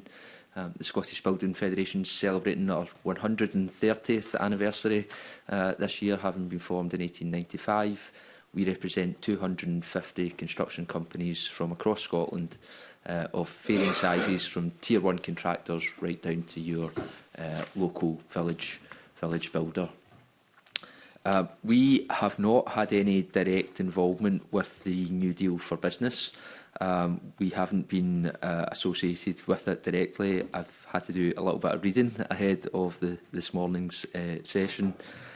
We have, however, felt that in the last year or so that there's been a kind of change in the mood music with Scottish Government. They seem a little bit more open, a little bit more accessible, engaging, willing to listen. I don't know if that's directly from the New Deal, or if that's just a change of approach from the Scottish Government.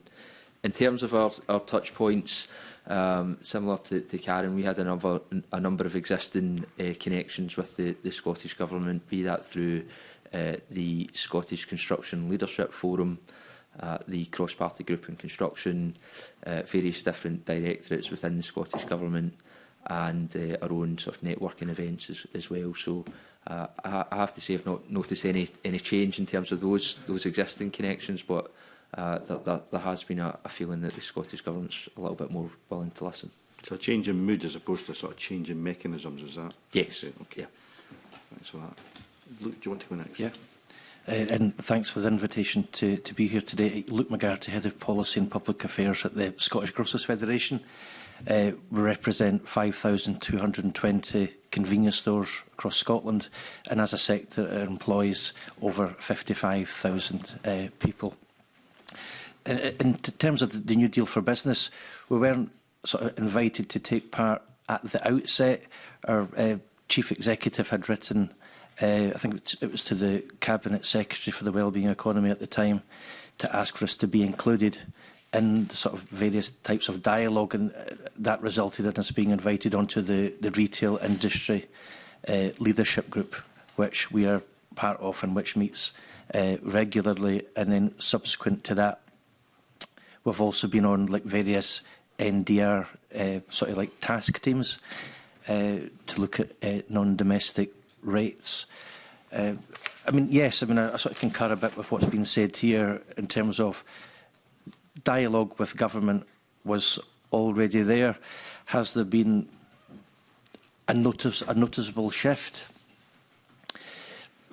Maybe, but there's elements of it where we would like to see more engagement, and for me that would be ministers, for example, coming along to SGF events where there's an opportunity, I would say, not just to come from somebody like myself telling members this is what the New Deal business means for you, but to actually have a minister there saying, well, I'm here and I'm here to represent that and tell you about that. I think that would be quite helpful to have that sort of touch point for retailers and relatability to those that make the decisions that they need to sort of subsequently implement. Okay, that's very helpful. Leon. Yeah, thank you. Good morning. Thank you for the invitation to come along and talk to you today. So I'm Leon Thompson. I'm the Executive Director at UK Hospitality Scotland. UK Hospitality is the country's largest and leading sector body looking after the interests of hospitality. By that I mean hotels, bars, restaurants, pubs, a whole variety of indoor leisure settings, coffee shops, nightclubs, visitor attractions. We have 750 members across the UK, operating 130,000 venues across the UK. In terms of Scotland, that equates to just less than 200 members, running about 10,000 venues across the country. Our members are active in every community, every region in Scotland, delivering great experiences for everybody. In terms of my role, engaging with the government is the biggest part of what I do. I have multiple touch points with the government, whether it's business, whether it's health, whether it's around safety issues, night safety issues, whether it's environmental policy. I think really there's not one bit of government that I don't engage with, and also skills is another, and education is another critical area for us as well. So the New Deal for Business sort of added to that engagement that was already there. I'm not on the actual group itself. I've been involved with the non-domestic rates subgroup, looking at some issues around that, and also involved. Was that as a member of a group or just feeding into that group? As a member, yeah, okay. And also with the regulatory improvement group as well. So that's been my involvement in that and my input since it all started in spring 20 or summer 23. Okay, thanks very much. Has it changed significantly in terms of your interactions, apart from obviously the involvement in those two subgroups? Has much else changed in terms of your interaction? I mean, I've personally always found that the Scottish Government has had an open doors policy. I mean, I've never found it a challenge to get in front of a minister or to engage with officials. There's been, a lot of listening. Whether there's been action, that's maybe another thing altogether. And I guess we'll come on to that. But in terms of kind of changes, I suppose we were starting at a kind of pretty low base coming out of COVID. Hospitality obviously hit hardest. One of the sectors hit hardest. We were closed first. We were closed longest. We had restrictions in place for a good length of time. And public health messaging was kind of, against people going out and using our venues. So from our businesses' point of view, I think there was a degree of negativity about the Scottish Government and the approach that had been taken during COVID. We then came out of COVID. We were then looking closing down a long list of policy and legislation which was coming towards our businesses, deposit return scheme, visitor levy, various other food issues as well, which businesses were going to need to grapple with. So I think what has changed in terms of the dialogue with government is that there's a greater understanding of the cumulative effect, cumulative impact of this of the legislation. We are still going through a lot of that legislation at the moment and policy just now, but I think there is at least a greater understanding that regulation can be as harmful to business as difficult economic environments. Okay, thanks so much for that. We're certainly going to come on to some of those tangible changes or differences, perceived or otherwise, in a second. So I'll bring Murdo in a second, but I want to bring in Lorna Slater just on these issues. Thank you very much. And it's lovely to see you all here. I think most of you I've spoken to before in other contexts. I think, Karen, it's the first time meeting you, so thank you for coming along today. One of the challenges we have as a nation is getting businesses aligned with government priorities around things like, and I'm going to use all the terrible buzz phrases here, circular economy, well-being economy, net zero, nature positive. What I would love to hear from you is how well do your members understand what those things mean for their business? Are those just meaningless buzz phrases? Are they things that your members understand and are able to implement? And if not, how can we help that be the case? I'll just go down the line if you like, Leon. Happy to start on that. I would say that because I have such a broad membership base, many of the businesses are very plugged into a lot of the government agenda anyway, particularly around the environment and sustainability. We have members who are real exemplars in actually leading in some of these areas as well. Businesses are very focused on ESG, environment, social governance, monitoring and measuring. They do that because it's the right thing to do. They do that because it's what the business wants to do. It's better for business. They do it because it's what employees are looking for as well. So certainly, I would say a lot of my members are actually kind of plugged into that agenda. I think the challenges come when they all come at once, when the regulation and the policy all hits at once, and it just looks like government isn't joined up. And there's just too much happening.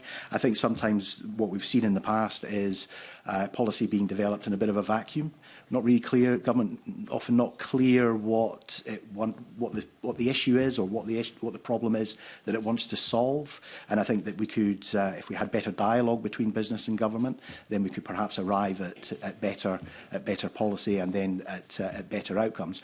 But certainly, from a hospitality point of view, we are a very willing partner of government. We obviously understand that government want to bring forward legislation and policy, but I think we need to work together to actually arrive at a point where that policy is actually helpful to both sides. Thank you, Paul. Yeah. So I think we have to recognise first of all that construction makes a huge contribution to emissions and the use of resources, so we're well aware of that, but we are doing what we can to improve our processes within the industry. I would say that our members are aware of the net zero agenda and the environmental agenda, principally through building standards in Scotland, and we've seen recently huge changes to housing standards that our members are having to grapple with. There's an opportunity in there for developing businesses, but there's also a cost that adds to the cost of the units. There's inflationary pressures from them as well. But I think, similar to Leon, our members do engage in that area. We're beginning to see more coming through the tender processes. It's a bigger and bigger aspect of the procurement process is looking at your environmental approach. I think the other thing that I would say is we have had engagement with Zero Waste Scotland, and just wanted to point out that they've been very helpful in this agenda. Thank you, Paul. Karen?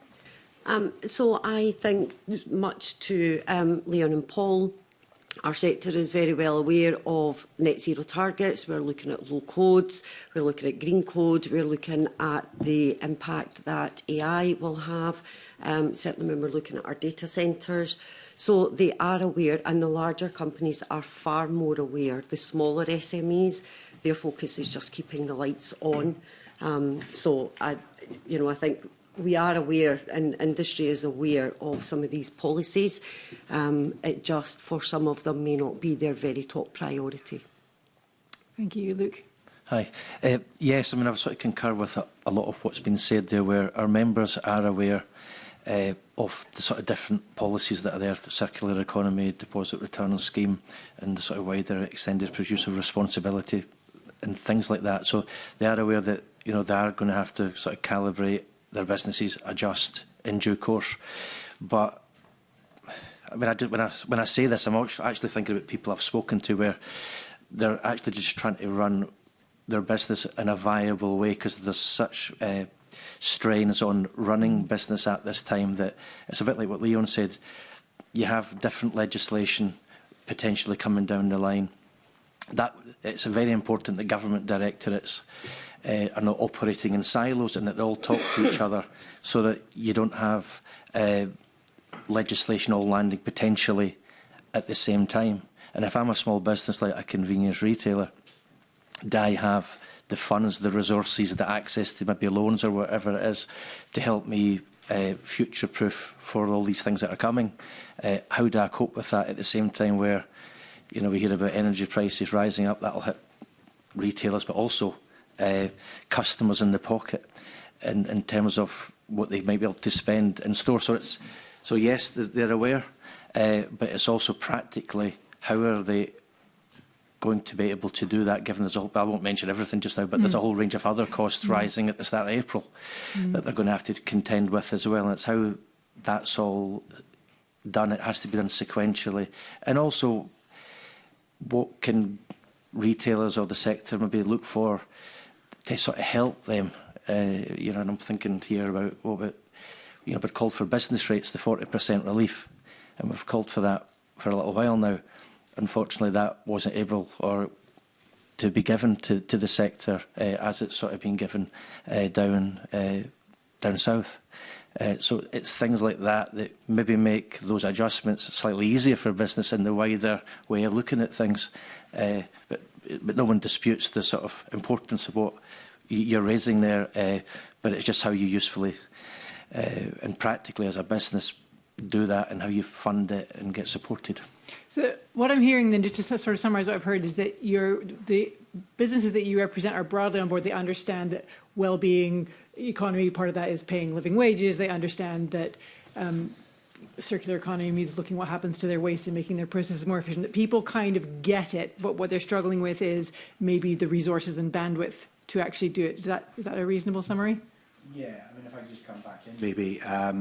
Yeah, I mean, I think, you're sort of, talking about Fair Work there as well. I mean, we had an inquiry into hospitality, which was run by the Fair Work Convention. So I was involved with that, as were others from the sector as well, sitting alongside unions, trying to work out how we arrive at a greater deal of fair work practice or principles across the sector. But undoubtedly one of the biggest barriers that we have is simply cost, and that's a reason why a lot of businesses are kind of held back in that space. Great. Thank you, convener. Can I bring in Jamie for a brief supplementary? Very brief supplementary, yeah, thanks very much. Just really following up on the points that Lorna made there. I mean, people have talked about dialogue and talked about awareness. I mean, surely the New Deal for Business is about two-way dialogue, and it's not just about businesses being aware of what the government wants, but government being understanding better what businesses need. It doesn't sound like you're entirely confident that those points are getting through. I think across all those sectors, whether it's DRS or whether it's short-term lets or wood-burning stove ban or something like that, things where these actions have been taken place and some have been brought back, that actually government really is acting on some of the issues you raised. Does anybody want to convince me I'm wrong on that? So we at Scotland is for the past 16 years or so, we have created almost like a health check on the tech sector, where we bring and we share this with government, the challenges that our sector sees. So anything from, we're just doing an analysis just now for this year. So skills have always been a big challenge for us. Procurement has been a challenge for the sector. So there are various key touch points or pain points for our sector that for the past 16 years we have been making governments aware of. Now, over the past 16 years, absolutely, there have been some initiatives that have helped our sector bounce back when it comes to skills and things. But my sector is different to retail and hospitality and construction. So there are absolutely, government are listening to some of the key challenges that my sector have. Sometimes. Okay. Right, thank you. Anybody else that wants to be... Yeah. Yes, I mean, one of the, well, it's probably the top issue for convenience retailers at this time is basically the scourge of retail crime. I mean, I think I noticed statistics yesterday from the Chief Statistician document that came out yesterday afternoon that I think from December 2020 to December 2024, shopliftings were up 89%. And that's a concern. Though what I would say, in fairness, we welcomed the Scottish Government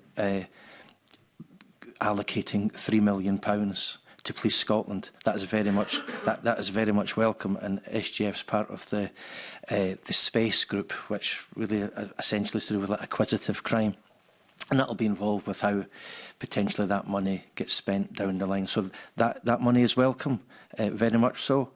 But you would also expect me to say that, and it's true, is that I think for things like a positive step like that to work, that kind of money has to be sustained year on year.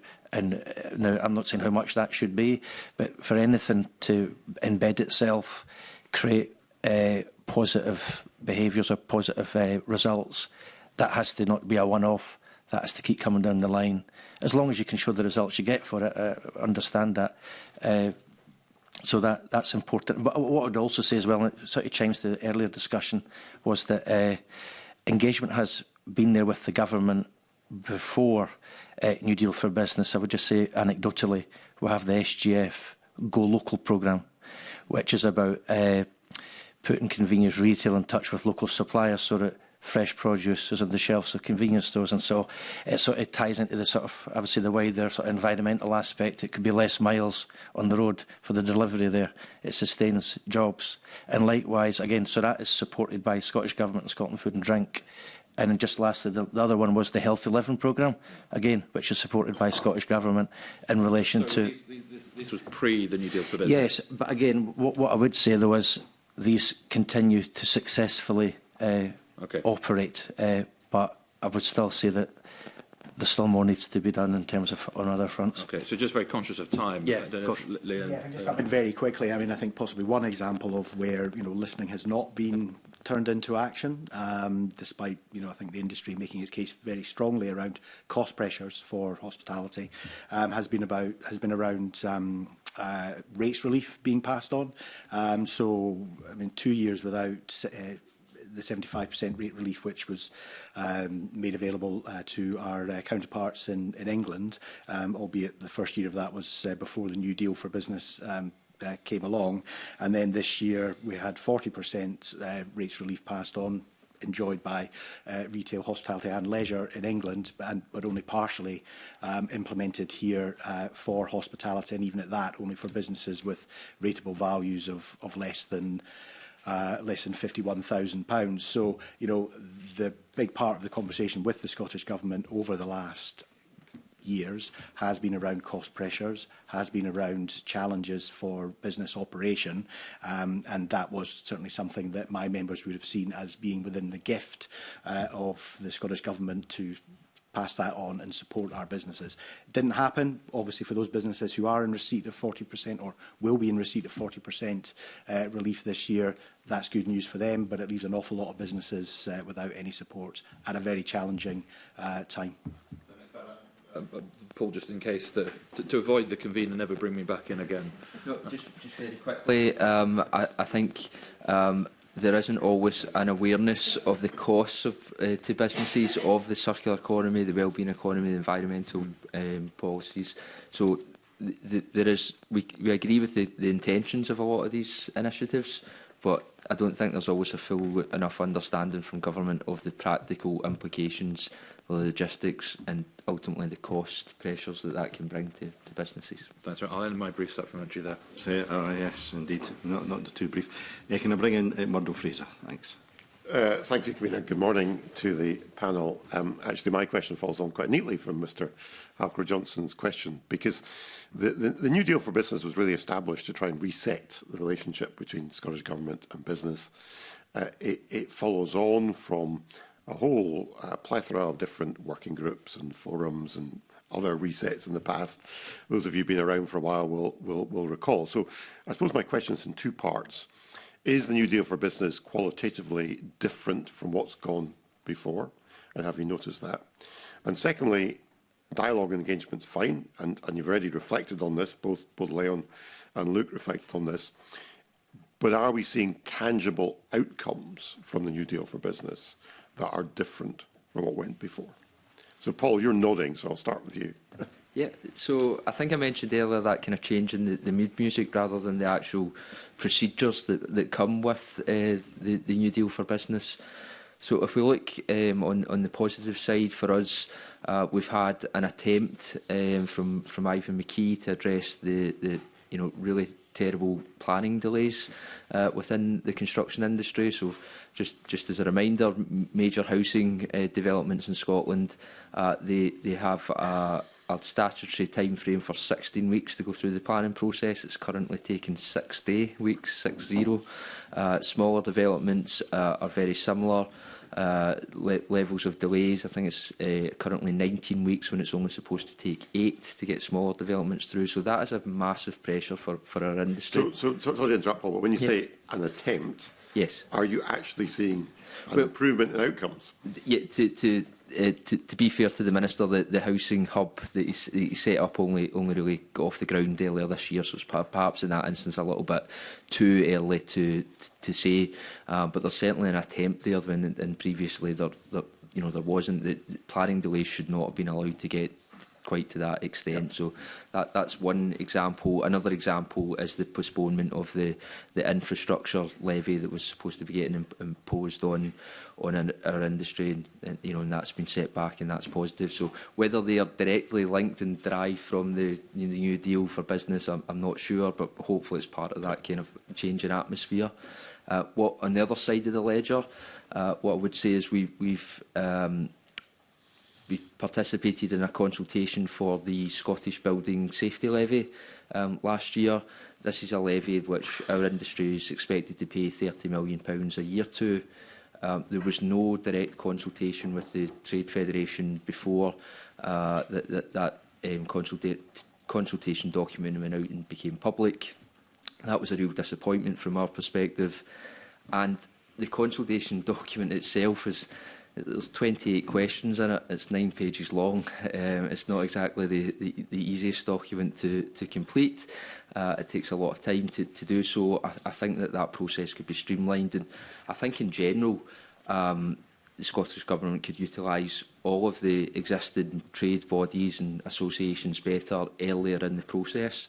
Representative bodies who can feed in early and consistently throughout the process, I think would be a big help.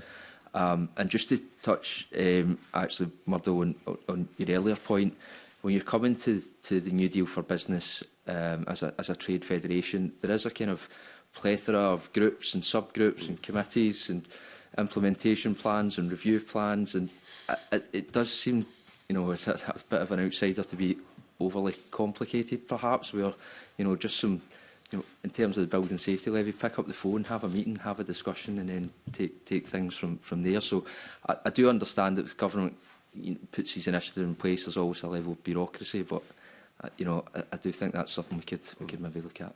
Okay, thank you. Leon's nodding along to that. Yeah, I mean, I think from my members' perspective, if they had high hopes around the New Deal for Business, it was actually going to lead to change, sets of outcomes, ways of measuring how things were going, how things were progressing. So if I think about, another priority for my sector, business rate reform, which is, critical, that's not really been part of the dialogue with the Scottish Government under the New Deal, not even as part of the NDR subgroup. So that's been, I think, a major disappointment. On the positive side, ministers, I think, have changed their approach to sort of working with certainly hospitality and tourism. And if I think about the visitor levy legislation, and just to be clear, it's not wanted, it's very unwelcome from our sector, but Mr Arthur did engage very diligently with our sector. He was very clear about the challenges that he had, trying to marry up the business arguments with the arguments that were coming from local authorities. So that was a positive experience, even though the outcome for our sector wasn't one that we actually sought. But perhaps that points a way forward for how ministers and cabinet secretaries who are actually looking at other areas, other portfolios, should be sort of considering their engagement with business going forward. So perhaps that's a tangible that could come out of from the New Deal for Business conversations over the last couple of years. Okay. Look. Yeah, thank you. Yes, I mean, I give a pause. Well, I would say that firstly, in terms of regulations, that would be helpful to have clarity about where we're going there in terms of high fat, sugar and salt. The consultation had come out a while back, and then there was the alcohol consultation too. I mean, I've got members reaching out, sort of saying, can you give us any updates? Because we'll obviously have to take various decisions in terms of strategy, in terms of what we do for our business, in terms of like investment or whatever.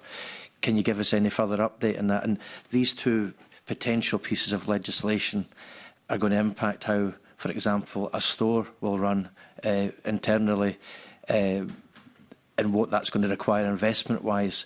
And there needs to be more clarity there about, rather than maybe just hearing about in the early part of 2024, we really need to get more clarity about what's happening with that legislation, because it does create uncertainty in terms of investment decisions. What I would say is we did call for the small business bonus scheme to remain without conditionality. We were happy that that remained the case again for another year. So that was certainly welcome. Karen?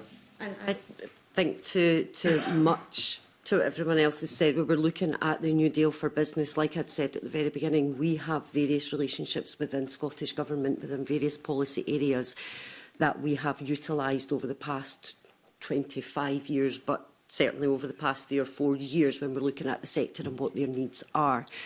It was great to see the investment into certainly our sector from Kate Forbes when we were looking at tech scalers in the start-up community.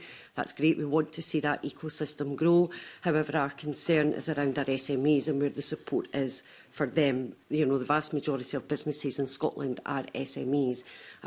When we're looking at the new income tax band, our sector is one of the highest paying sectors, so it impacts far more of our businesses, which then impacts their capabilities and abilities to either recruit or grow their business. So all of these things have an impact. It would be good, as Leon said, to get sight of some of this legislation that's coming down the track way before it starts to come down the track, so that our members can give input, but then also prepare themselves for the outcomes.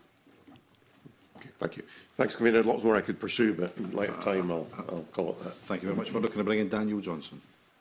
So given that my fellow committee members were giving me grief for asking too many questions previously, I'm going to ask one question to Leon, but please, to the rest of the panel, I think one of the things, a real takeaway is, I think, concerning Paul, is actually whether or not we're making it easy, and whether or not we might be, the government might be talking to you, but does government really understand your members? So just those are my reflections. But Leon, you're sitting on two really critical groups.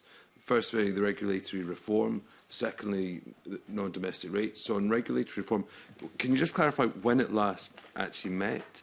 And secondly, is it I think there's been some question from our previous panels about whether there are clear outcomes. Just wondered what your reflection was. And on non-domestic rates, if it's not discussing reform of non-domestic rates, what is that body discussing, if you don't mind me putting it like that? Yeah, so I'd need to check my diary as to when the last meeting of the regulatory group took place. There has been good work coming from there, though, around the improvements around the BRIA, which is certainly something which our sector will welcome going forward. And we've talked about the need for better legislation and legislation which there's sort of meaningful input from business on.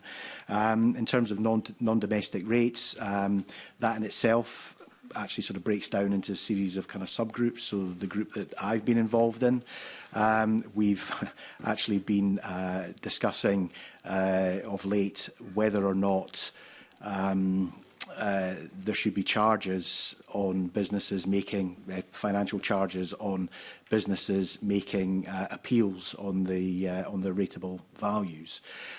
So that was a bit of a surprise, I think, for members on that group, because we thought we were talking about, well, we would be talking about reform and moving in a different direction. Instead, we've spent a fair bit of time talking about the introduction of charging businesses for making appeals. So that would be making it more difficult to make an appeal upon change of RV, is that? Yeah, that's right. Yeah. So an introduction of relatively small charges, but nonetheless another financial burden on businesses if they want to go ahead and make appeals. And I understand that now will be subject to a public consultation. So I suppose from the New Deal perspective, they did bring it to our attention before they went to a public consultation. Well, I won't ask any more questions, but I should declare an interest as someone that has had to appeal rateable value decisions in the past, know how difficult that is. I have to say that I just want that reflected. Deputy Convener. Good morning. Thank you for joining us. It's a slightly different reflection that I'd like to tease out from you. You as a panel, you're the third panel, and they've all been very different. And I'm quite struck by your established public affairs, Scotland IS, I've known for years and years from my old days there. So you probably, even if some of you have conceded you joined New Deal for Business slightly later, what I'm trying to establish is the culture around which you can influence and shape government policy through your dealings with civil servants. And to what extent does it feel at any point like it may have a new name, but it's largely the same old, same old? So whoever would like to be brave enough to offer any reflections on if that is ever the case or not. Karen, you're smiling, so you have to go. So, I would say that, yes, you're right. We have spent a very long time nurturing those relationships. And to Paul's point, the mood music definitely has changed in government. We have lots of interactions with ministers, with director generals, with directors across directorates. We have a number of roundtables that we have been taking part in over the last couple of years. So, probably before we were part of the New Deal for Business group, but we have had roundtables where government have come directly to Scotland as to have those discussions with industry before they make some of these decisions, or just to get some insight and a feel for. I think that there are some cases where it is the same old, just with a different name, but I do feel like the New Deal for Business has, to an extent, changed that interaction with government, and it's opened it up. Certainly, it's brought a group, a wide array of sector groups together, which has been great, because now there's that cross-collaboration opportunity that is given us as industry.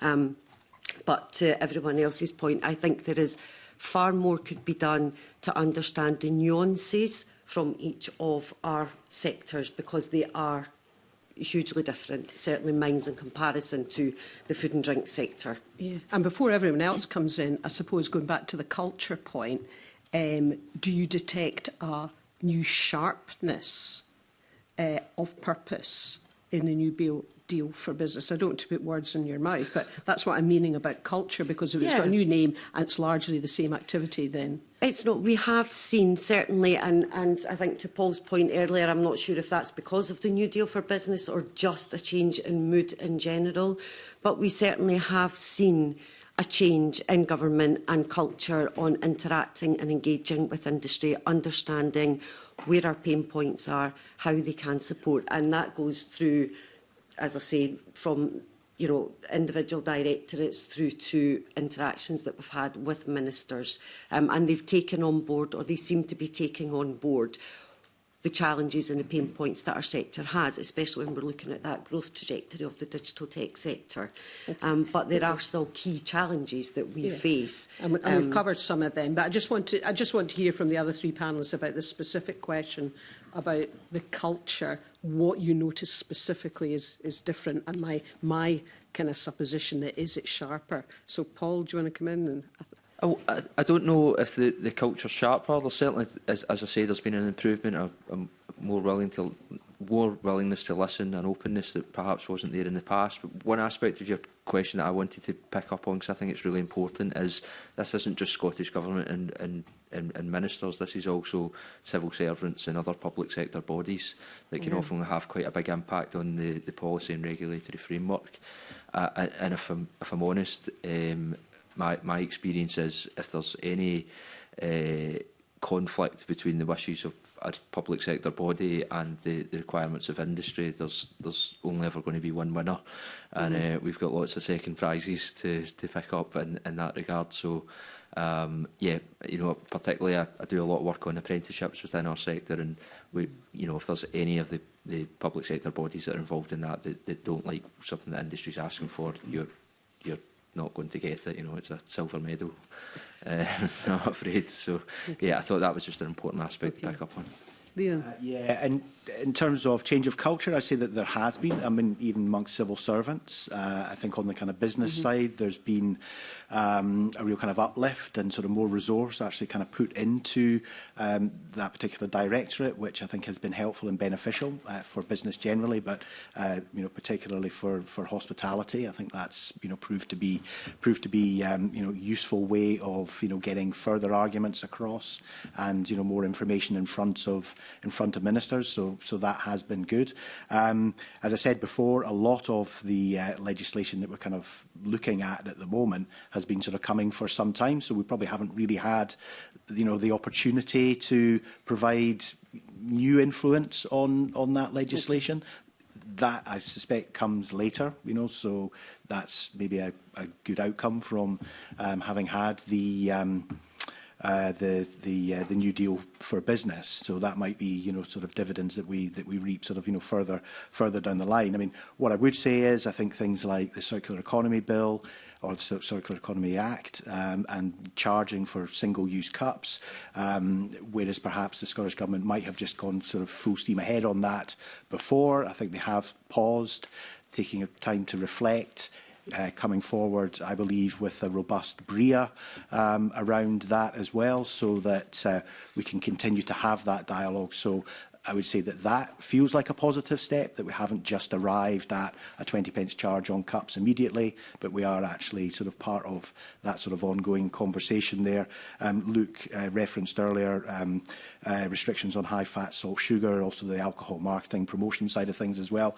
I mean, they seem to have been kind of sort of pushed to one side at the moment. So I do get a sense that government, whilst it would still like to press on with these things, is very mindful of the views of the business community and are probably reflecting on the sort of interventions that have been made by business on those particular issues.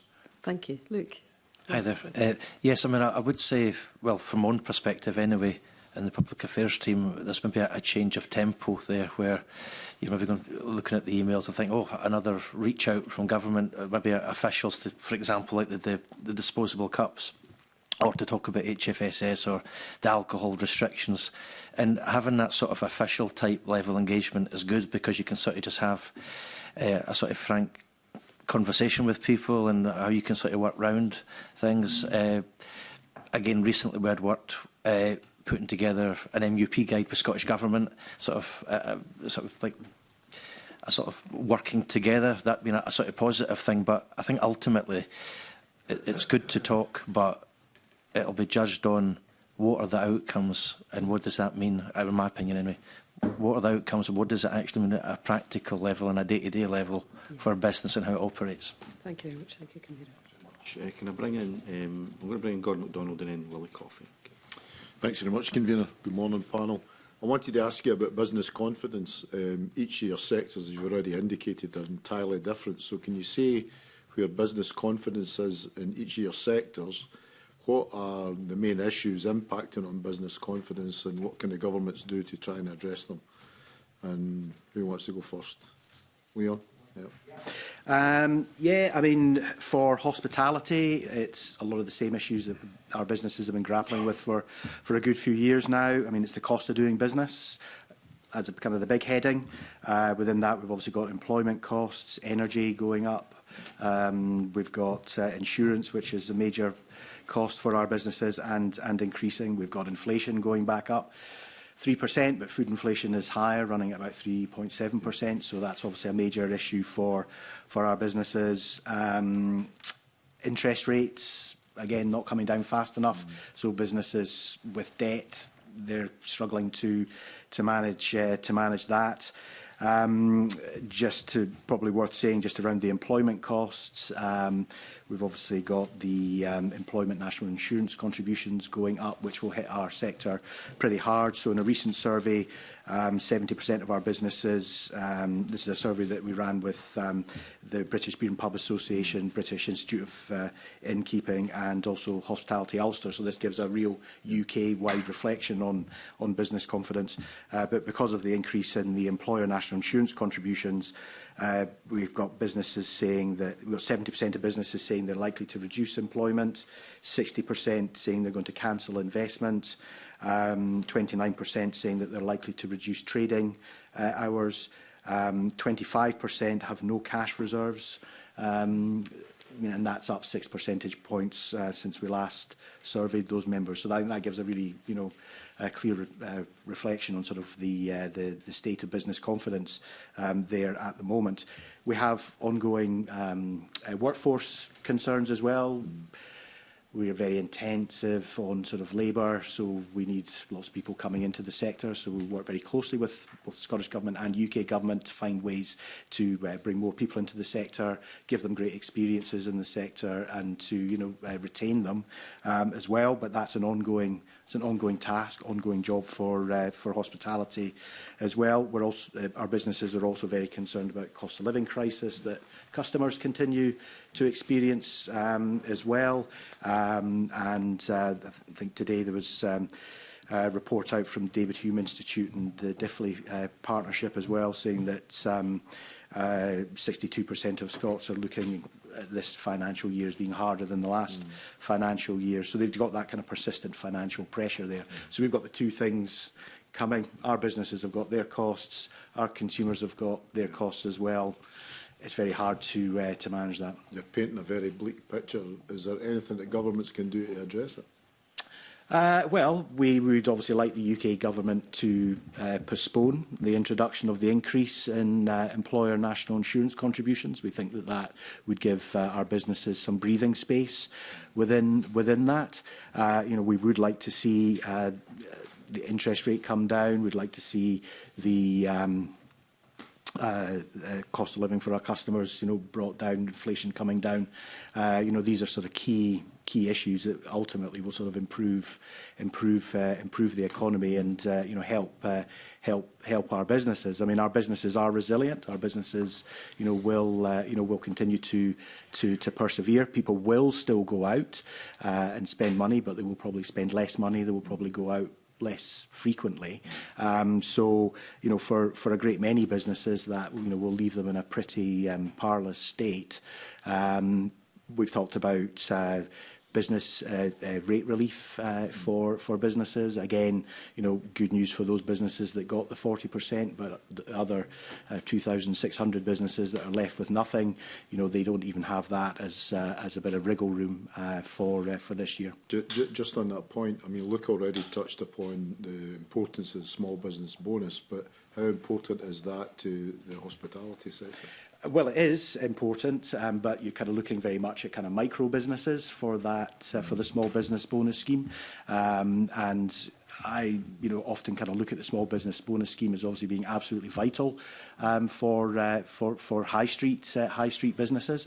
But for businesses who might be in a position to expand and to invest more, they're getting really no support on their kind of business rates at all, and that's then just sort of stifling their ability to invest. But perhaps more than that for those businesses. From our survey results, it's showing that there's the confidence to actually grow just isn't there at all. Paul, how's business confidence in construction? So in 2024, construction output in Scotland grew by just 0.5%, taking it to about £14 billion for the year. We are getting reports from our members that tender opportunities are beginning to dry up a little bit, particularly the latter part of this year, and that's a real concern. One of the best indicators, I think, is in terms of apprenticeship recruitment, and that is down. Varying degrees, somewhere between 10 and 20%, we're told at this moment in time, apprenticeship. Is that posts that are available for people to apply for, or is that lack of interest in applying for the posts? So that is employers reducing the apprenticeship opportunities that are available there. Presumably part of the reason for that is because they have a lack of confidence in future work streams and workloads. There's other issues with qualifications, etc. But part of that is a kind of measure of confidence almost, if you like. So there are difficulties there. There's no point in hiding from it. I think one of the aims of the New Deal for Business is to create the best business environment for Scotland. And I think if you were one of my members looking out at this moment in time, from the ScotGov perspective, you'd see those planning delays that we talked about, which are really harmful, difficulties with NPF4, the National Planning Framework, the introduction of the Building Safety Levy, apprenticeships, which are just discussed, increasing rates of income tax from Westminster.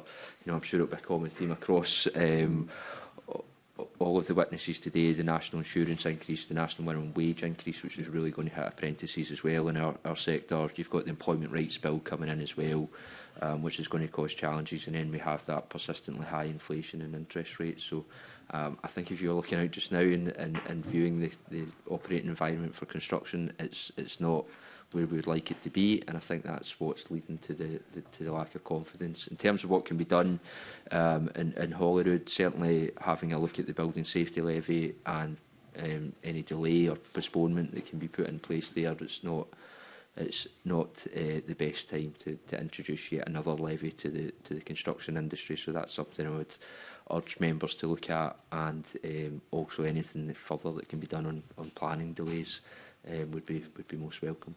Okay, Karen. So I'll start with probably a bit better news, just to lighten the mood. So we are in the process, as I say, of going through our analysis for our annual survey, and 61% of our members are optimistic for the year ahead when it comes to growth, which is great.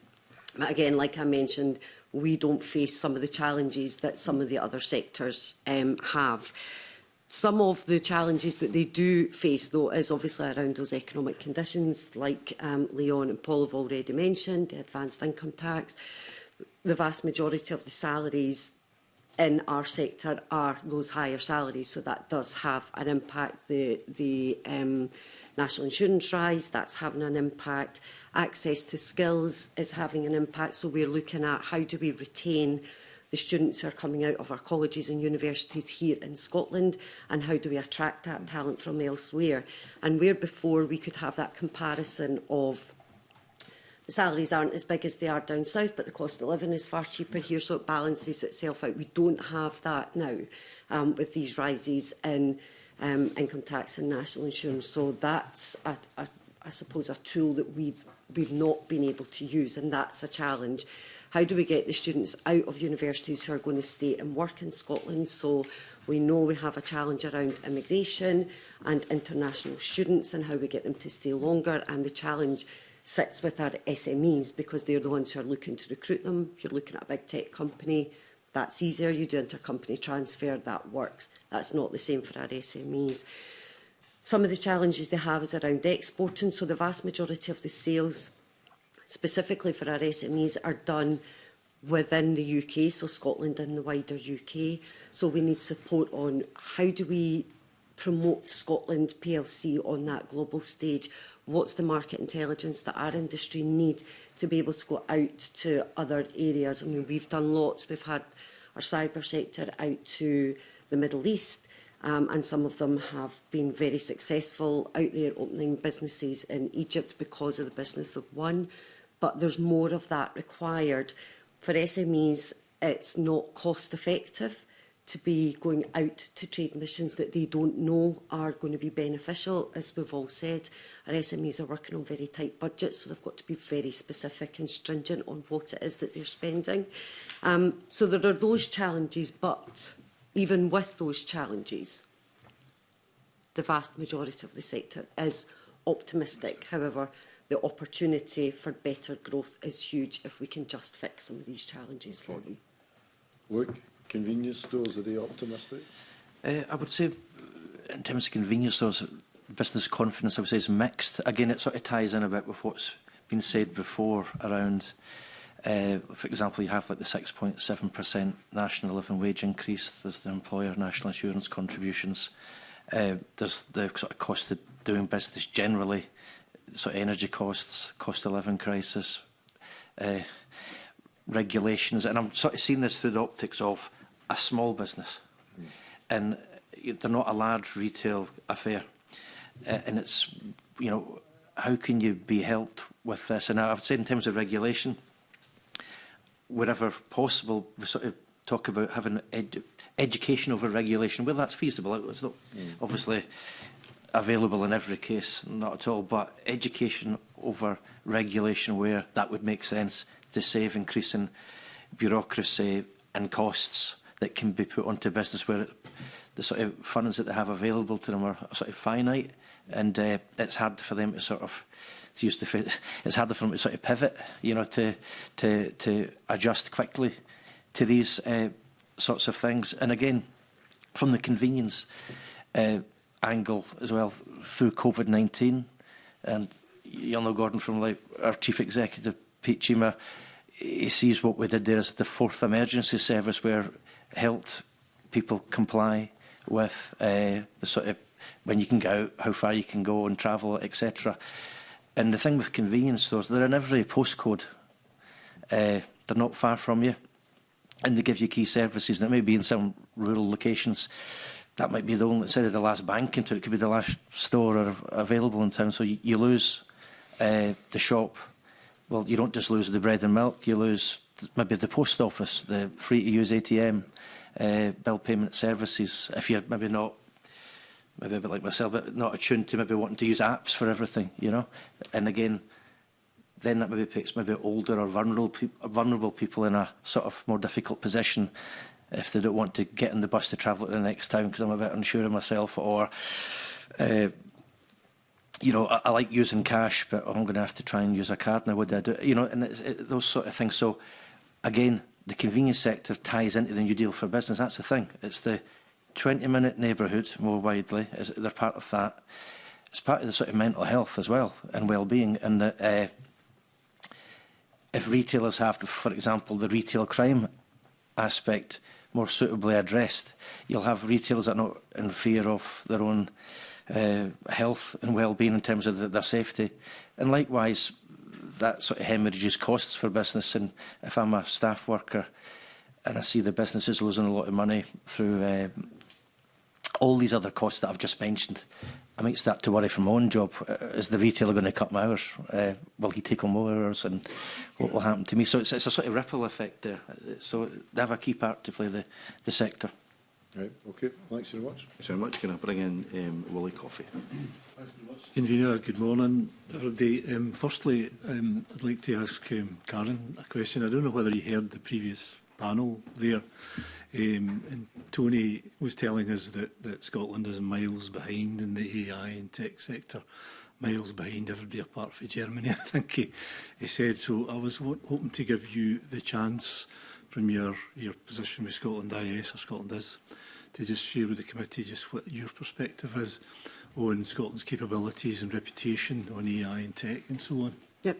So I certainly think we have an opportunity to be a leader in AI and tech, but we have to have a plan in place. There needs to be actions noted for industry to back up. So part of, and as I say, we're just doing some of the analysis just now, but part of our survey this year was looking at who's creating AI, who's utilising AI and where they are in that journey.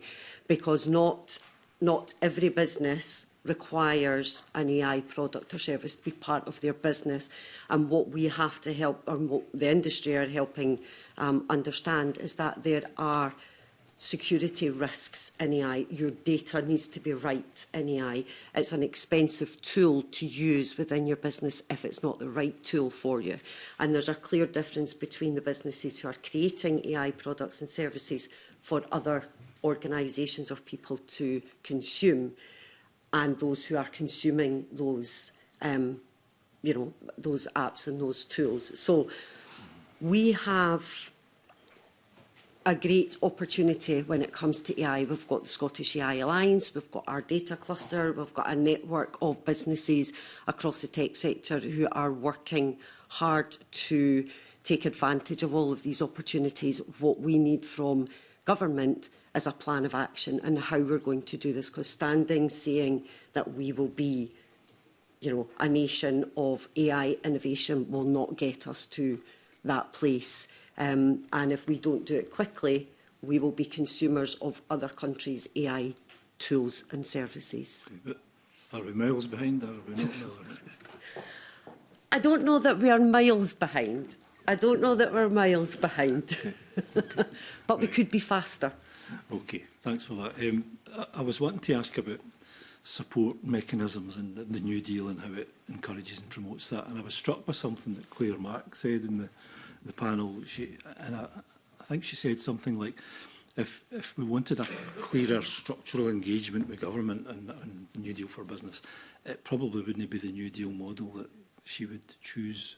She prefers and has great experience of direct access to civil servants or ministers or whatever, and that kind of open door relationship is really strong and purposeful. So, and that's kind of not reflected in the New Deal, I felt she said. So thinking about your own sectors and taking this forward and making New Deal perhaps an open door for a better relationship, what should that look like in your view if it isn't what we currently have at the moment?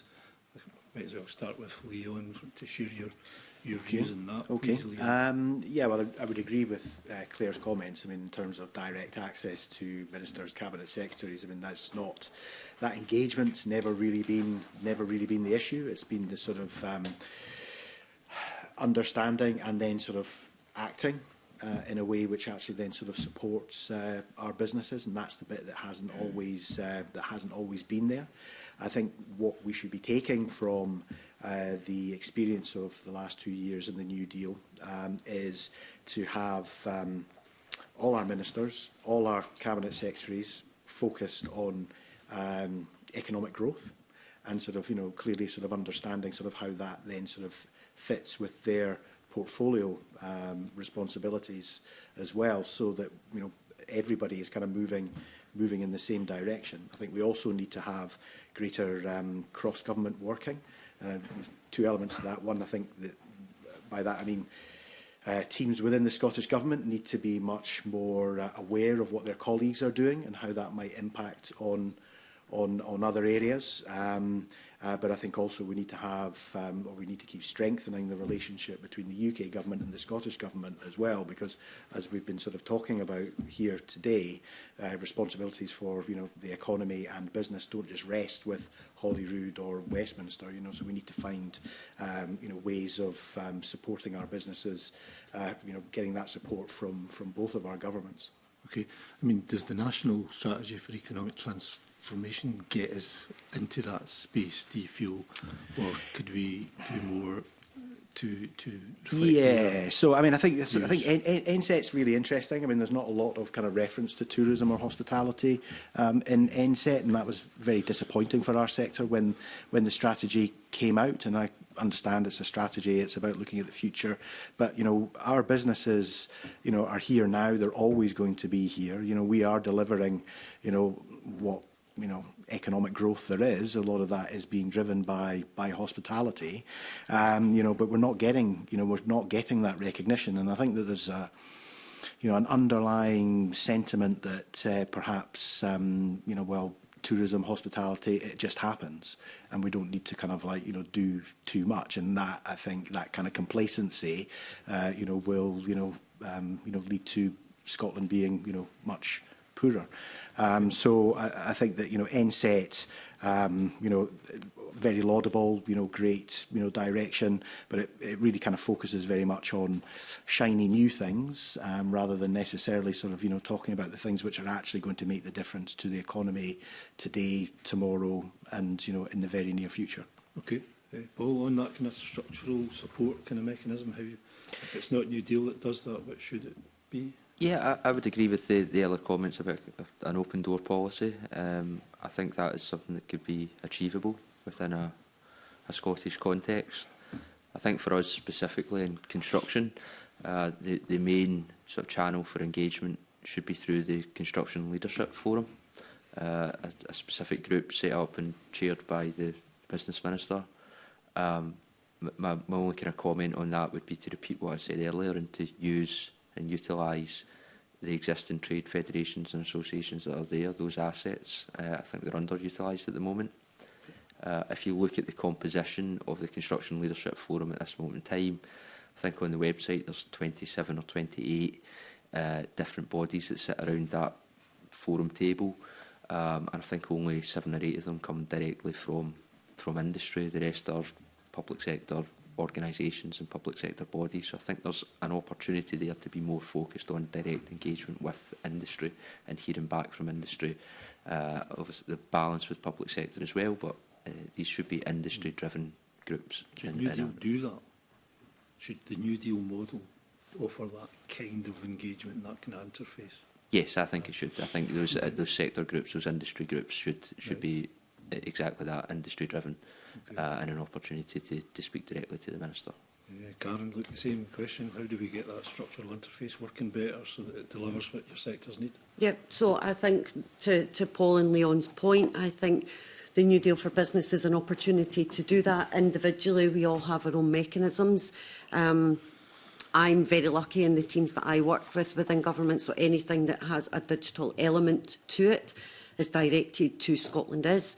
But I think, what I have found, we have a group called SCIA, which is called the Scottish Cluster Ecosystem Alliance. And what we've done in Scotland is we've pulled together a number of cluster-type organisations from across Scotland on how we work better together and collaborate and support each other's vision for growth for our sector.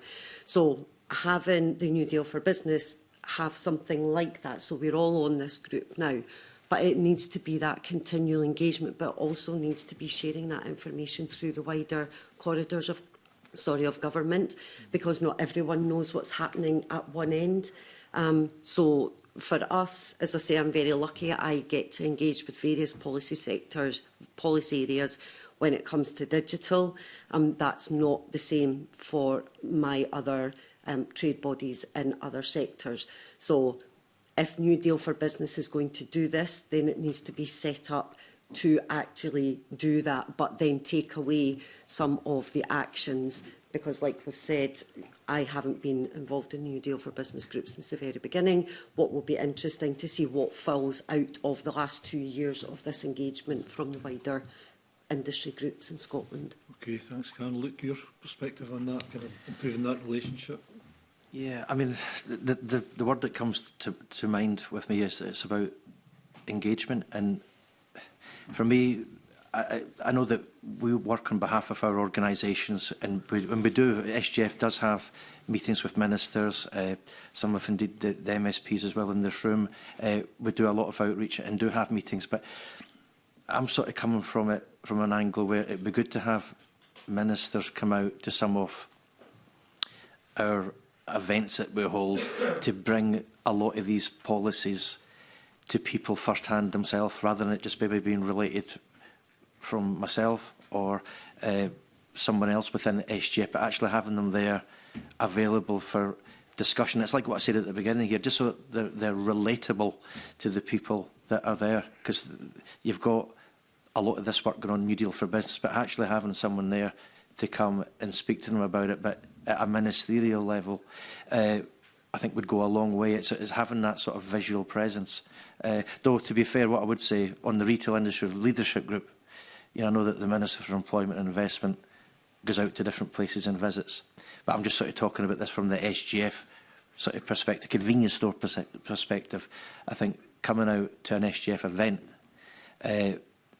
being up for Q&A and these sorts of things to sort of dispel maybe some of the myths or worries that people have, provide reassurance, and to feel firsthand that they're being listened to, rather than maybe just someone like myself being a conduit to that.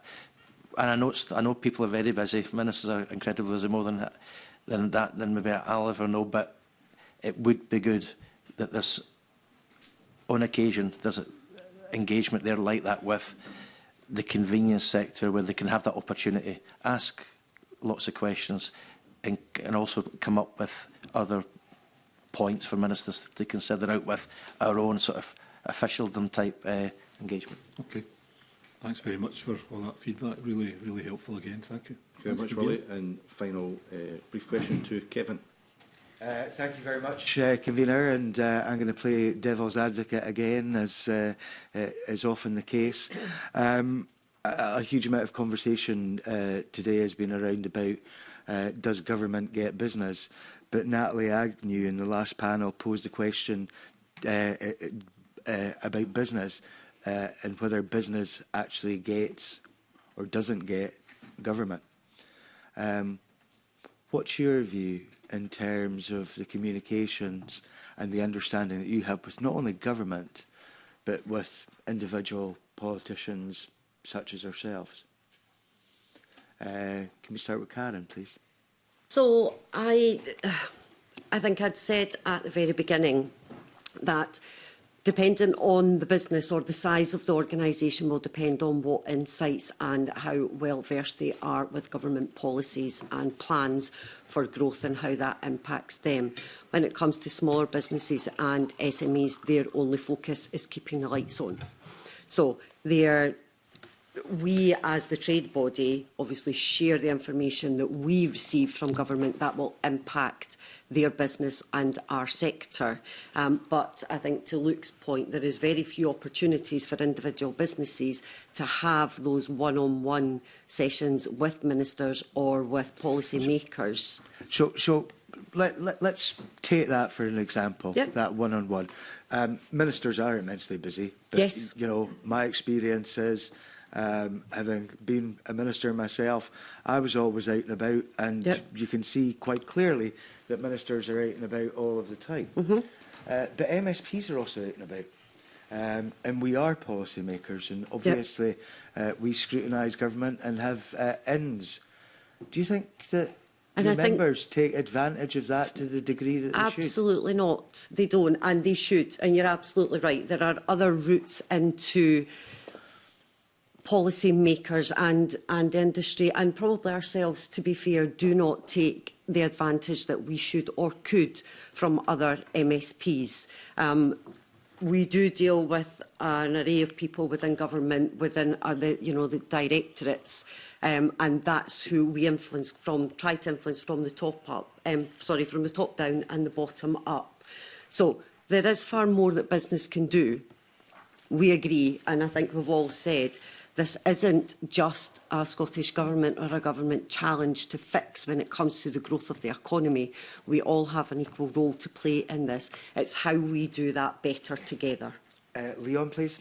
Yeah, sure, thanks. Yeah, I mean, a lot of my members are running their own very sophisticated public affairs activity, so they have a lot of engagement with politicians, you know, over and above anything that I might be organising or assisting them with. And for those businesses, you know, they do understand the kind of nuances between, UK, what Westminster does, what Holyrood does, and indeed what local authorities do as well. Now, there will be some businesses who, are clearly looking to me solely to sort of provide them with that information and that kind of breakdown of sort of which bit of government they need to be speaking to about which particular issues.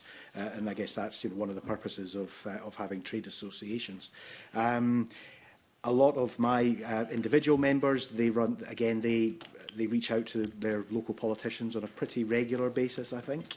And again, that's something that I'm always happy to help those businesses with, whether it's MSPs, whether it's MPs, whether it's some engagement with councillors around planning applications and so on as well. So there's, I think, if you take it in its entirety, there's a lot of work going on, bringing politicians together with businesses.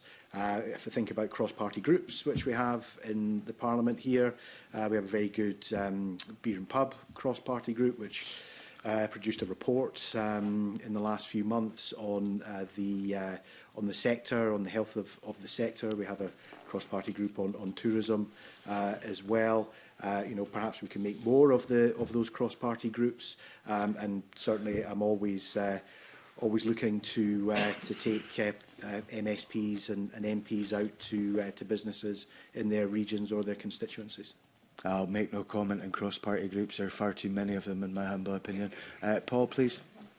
Thank you. So I would agree with Karen that the SME part of our industry is really just focusing on day-to-day, keeping the lights on.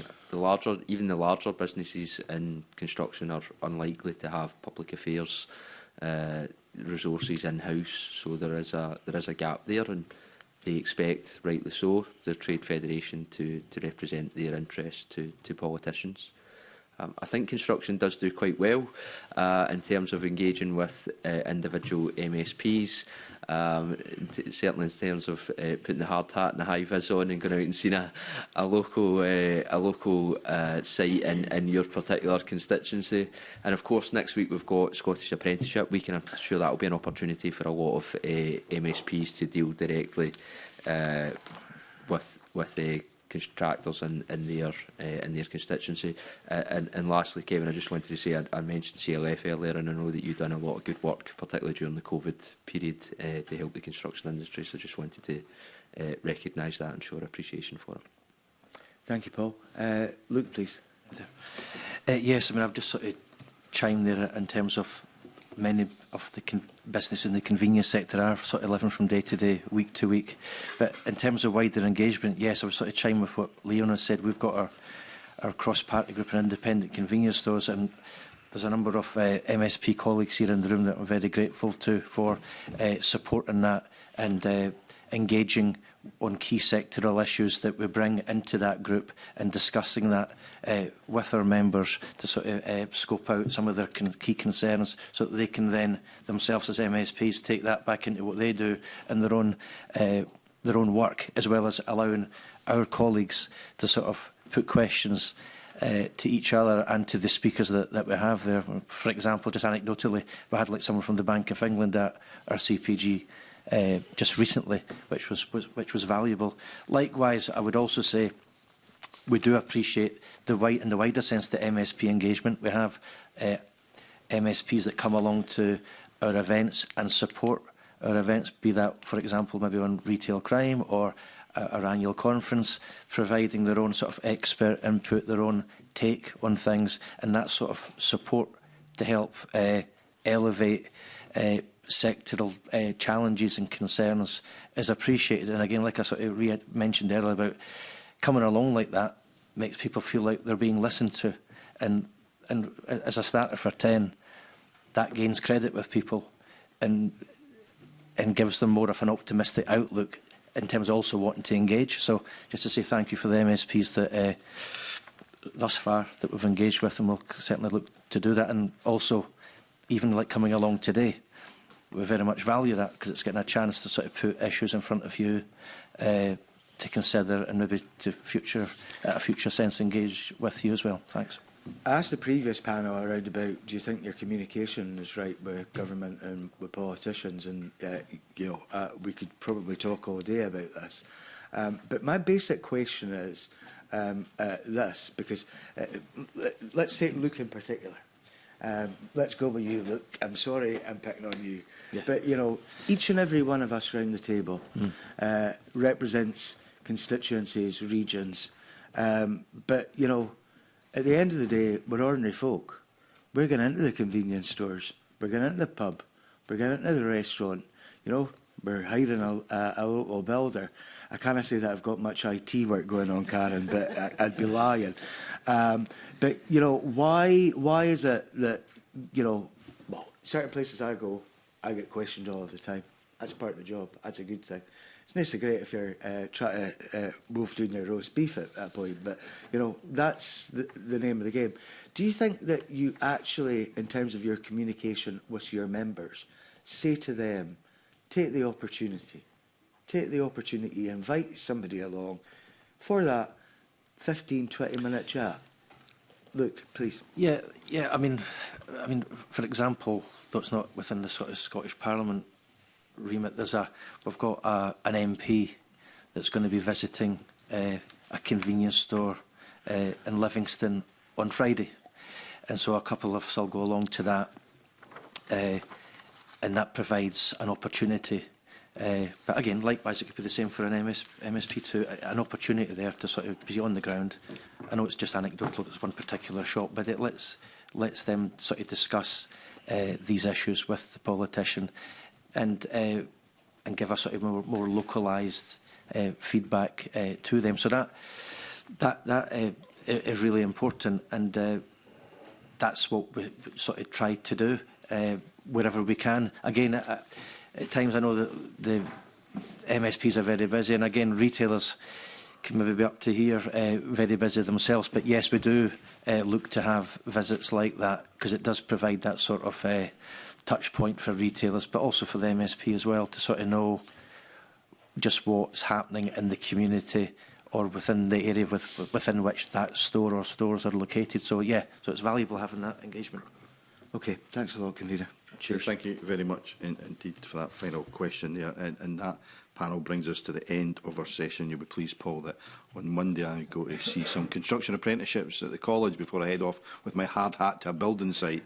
I promise I won't do any damage, but it will be really helpful to meet some of your members, I'm sure. Thank you so much indeed to the panel, and that ends our public session, and I'll suspend the meeting and move into private session. Thank you so much.